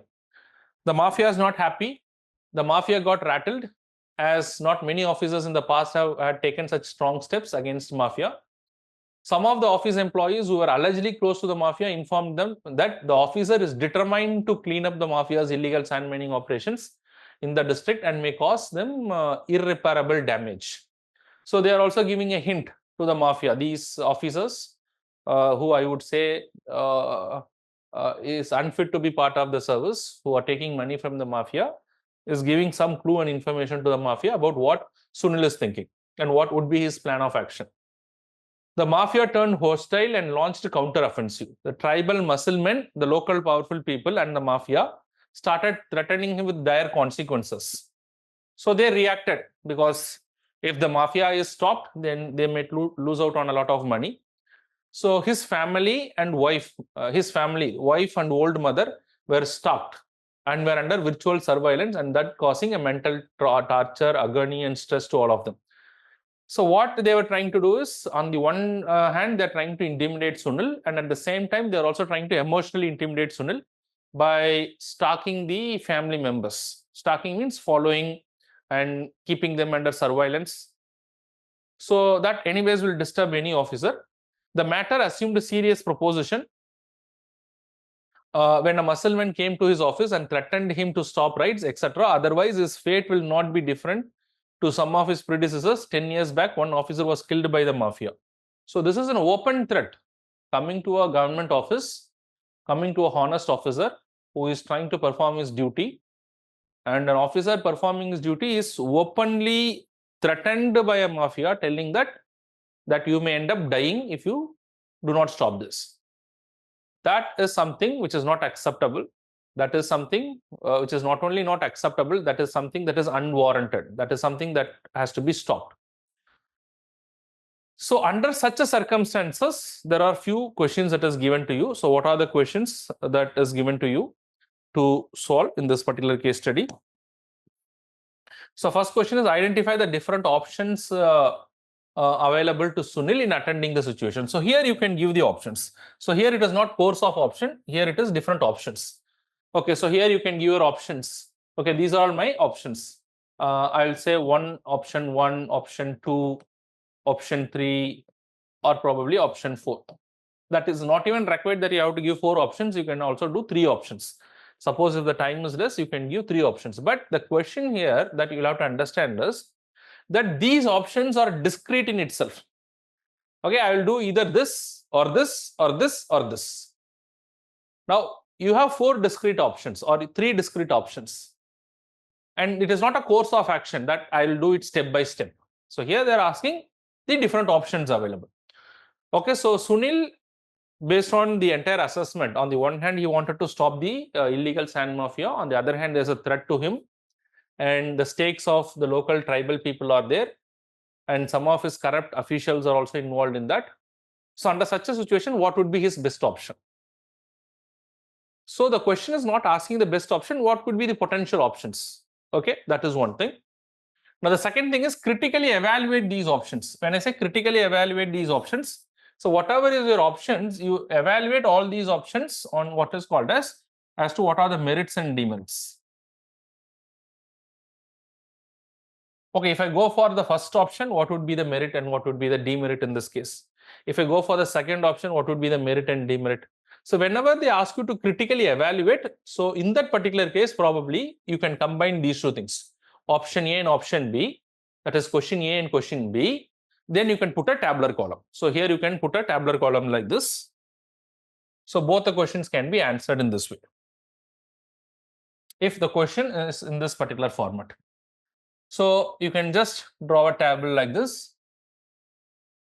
So probably here it may take a lot of space. So here you can do like this. Options available.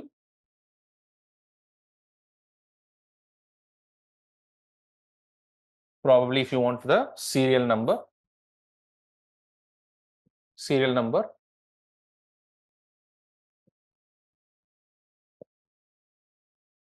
1, 2, 3, 4. Option 1, option 2, option 3, option 4. So write your options here. What would be the merits, demerits? So in this way, both the options will be solved. Question 1 and question 2, A and B, both will be solved because you are also evaluating. And then after this, finally, they are also asking you a question, which one of the above do you think would be the most appropriate for Sunil to adopt and why? So here you can make a further analysis. So after you answer both the questions, so come to question C. So here again, of all the options, I would go for say option 1 or option 2 or option 3 because it has the merits or the demerits, and this is better than the other options. A small analysis has to be made for the last thing. So first of all, how it is meritorious and how it is better than the other options. So a small analysis, if it is done, the third part of your question is also done. So that is what is required. So are you clear with the structure? I'm not getting to the answer. I'm just trying to clarify the structure for this particular question. Is it clear to all of you? Omkar, is it clear to you? Online students?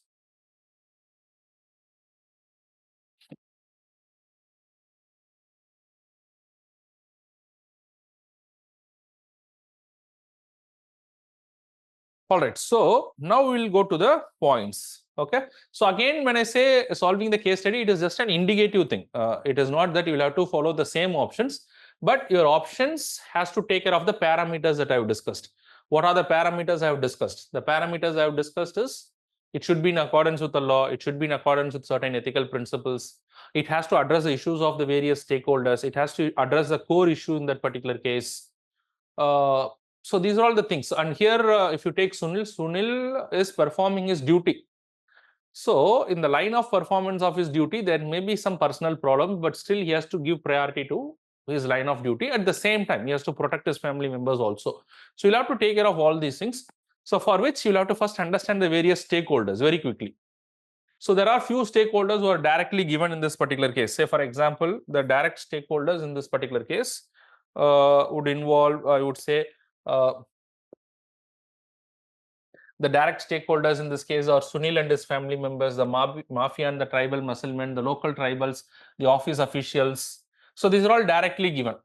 But indirectly, yes, which are all hidden is the entire government. So probably the entire government responsibility is to stop all these things. The entire government has to support. So all these things, the government is involved. If there's a case, if there is a case that Sunil is putting after the inquiry, and then the judiciary has to punish these people, Sunil does not have the authority to punish them. To ensure justice, we need judiciary also. Public at large, because ultimately the mafia is taking away the money of the general public. Ultimately, the loss is to the public. If the mafia is there, it is ultimately the loss to the nation. So the general public will be affected because of all these things. So what has to belong to the general public is looted by few individuals for their own benefit, which is not appropriate, which is in violation of the law. So they are also involved. So what are the various key ethical issues in this particular case? Very quickly, if you see the key ethical issues, first is illegal sand mining and wastage of public resource. So, and that is illegal. So because it is happening illegally, this is a very big ethical issue that has to be addressed. Unholy nexus between the employees and the mafia, which is again an ethical issue, because the employees are not supposed to do this, which is also illegal or which is in violation of law, and at the same time it is unethical to be in holy nexus with the mafia.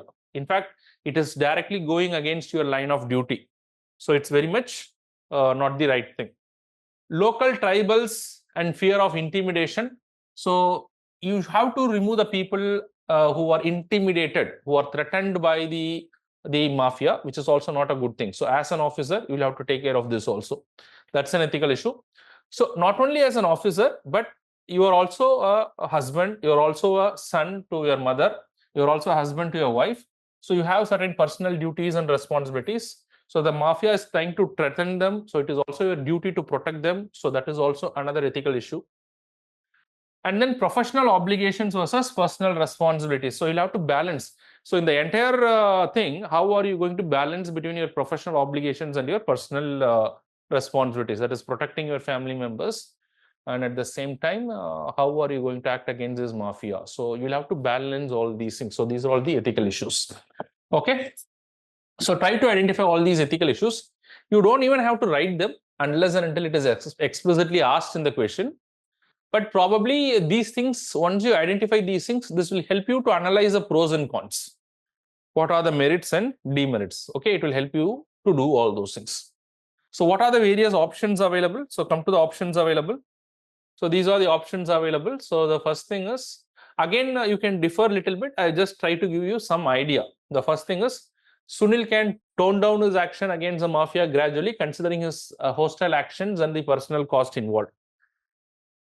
Now, Sunil is a very honest officer, and that is why he is put in the first place. But unfortunately, he's been threatened. Not only he is threatened, his family members are threatened. So what Sunil is doing, one option he thinks out is, now gradually I will not act against them. Okay, I've done this ride and all those things, but now the matter is becoming serious. So if I immediately stop, people might think bad, my officers might think bad. But what I'll do is gradually I'll not conduct the rights, and gradually I'll dilute this particular matter. I'll also give the same hint to the mafia also, so that the mafia does not threaten me or my family members. So what would be the merit in this particular case? The merit is, yes, of course, there is no threat to your family members. So you are protecting your family members. protecting your family members, you are protecting yourself and family members. Okay, that is a merit. But what could be the demerits? Demerit is you have failed to perform your duty. You have failed, you have breached the trust, breach of trust of whatever trust that your senior officers entrusted upon you. You have not performed your duty, you have not shown dedication to your duty, and also you have not freed the tribal people. The tribal people will continue to be under the intimidation of these people. So these are all some of the advantage. And yes, you have not stopped the wastage of national resource. The national resource is still wasted, which is your responsibility, in fact, as an officer to do all those things. So these are the demerits. So you are analyzing both the merits and demerits. So here you are giving more importance to your personal obligations over your the professional duties. All right, anyways, that is it's both merits and demerits. Now come to the second thing. Inform the matter to his superior and request for immediate transfer. So what would be the merit in this particular case? The merit is again your decision to get immediate transfer is to protect your family and yourself. Protect family and yourself. So here it is not a very wrong thing per se, because you are not breaching the trust you are not defying the line of duty. It's just that you wanted to move out of this entire issue that is there. And you are putting it straightforward to your officers. So you are informing the situation to your superiors, and which is not breach of trust. Breach of trust in the sense that you are not cheating them, as in the previous case. But again, this would not be appropriate, because I would say still you are not fulfilling their requirements. You are not fulfilling the expectations that they had. What are the demerits?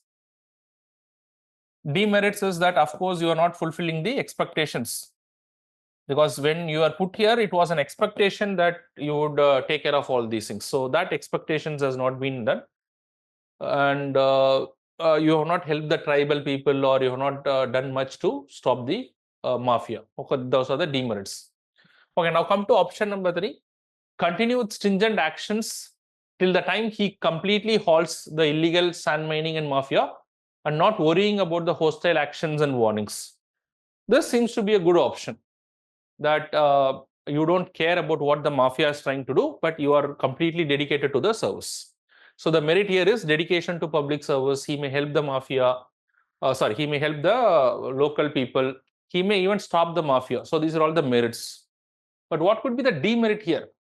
If he is not taking the warning seriously, I'm not telling that he should stop performing his line of duty because of the warning. But even for him to perform his duty effectively, he should be secure. His family member should be secure. Something unfortunate happens to him, so who is going to fight against the mafia? Something happens unfortunate to the family members, so it's a personal loss, which is irreparable loss. So you cannot afford to lose your family members in line of duty, because it is equally responsible. You are equally responsible to protect your family members as well. So without completely worrying about and just focusing upon the mafia is also not a very ideal thing. So you'll have to take care of your family members as well. So come to the last situation here. Request for additional security informing the ground situation. You brief the seniors requesting additional security, informing the ground situation and the threats in the line of duty to the superiors, and at the same time intensify the action against the mafia and the musclemen and prosecute them as per the law of the land. Maybe you take a special security which is authorized under the government. The government might give some special protection, as they would give it to the politicians and all those things, depending upon the severity, depending upon the threat. So with the special security and with armed people around you, multiple armed personnel around you, 24/7 protection, then in that particular case, the mafia might not dare to threaten you or your family members. So it's very important in line of duty. You cannot just not be cautious of the threat to your personal life. So you'll have to assess the ground situation. So here the merit would be that he can act effectively against them, and at the same time, I don't see any demerit per se in this particular case. If at all, if you see a demerit, is that the government have to spend a little extra the government fund, the consolidated fund might be charged a little more because of the additional security and all those things, maybe. But the ultimate outcome, the ultimate benefit is you are trying a mafia, which in turn could be more beneficial to the government. Okay, so if at all, if I have to approach this particular question, I will go for option D. So why option D is much better than the other options? Because option D doesn't have much demerits as per se. Because if you see the other options, the demerits include that he is moving away from his particular duty, or he is seeking a transfer, or he is not meeting the expectations of his superiors. He is not relieving the tribal people of the intimidation, or he is not able to stop the mafia. But whereas in this case, even if he is able to stop, his personal life and the life of the family members are at stake. But in this case, he is able to balance between the both. So that is why I see this would be the most appropriate answer. And this is the answer I would give in this particular case. All right, so you may have a differing opinion, because case study is always, as I already said, there's nothing which is called as a right or a wrong answer. It is only the most appropriate answer or the best option available among the others. So there are few takeaways that you should have when it comes to the case studies. So first of all, I would say that the case studies will not have a unique structure. It depends upon the type of case studies. It can be in point format, it can be in tabular format, it can be in paragraphs. It depends upon the case study that is given. So first, try to understand, when you read a case study, the foremost thing is that you try to understand the core issue in that particular case study. You try to assess the various stakeholders. So whenever you make a appropriate option or a course of action, is that it has to address each and every issue, first the core issue and then the peripheral issues as well. It try to take care of all these stakeholders. If there is any ethical dilemma, because one option might benefit some of the stakeholders, it may go against the other stakeholders. How do you come across these ethical dilemmas? Is by justifying through various laws, rules, regulations, or the other ethical principles, like the utilitarian approach or the deontological approach, which might help you in taking it. And most importantly, your decisions has to be in accordance with the law of the land. So try to have some basic awareness about certain laws, which you already discussed. And then finally, your decision has to be as far as possible practical in nature. So if you keep this broader dimensions in your mind, I'm very sure that your approach to the case studies will be very effective in the examination. And try to solve at least 50 case studies for the students who are going for the mains examination. And for the other students who are preparing for the next year, 2025 mains examination, I would say that you should go for at least 100 case studies. Solve at least 100 case studies, which should include all the previous year case studies, and in addition to that, certain other case studies. I'm very sure that out of 120 marks, you will be in a position to score 70 marks in the case studies alone. And then if you even score around 60 marks in the theoretical part, still you will be 130 marks. And if you score more than that, maybe you will end up in getting 140 or 140 plus marks in the ethics paper, which is a highly scoring paper, provided that you cover all the syllabus that is given in the you cover all the keywords that is given in the syllabus, plus you know how to solve the case studies. All right.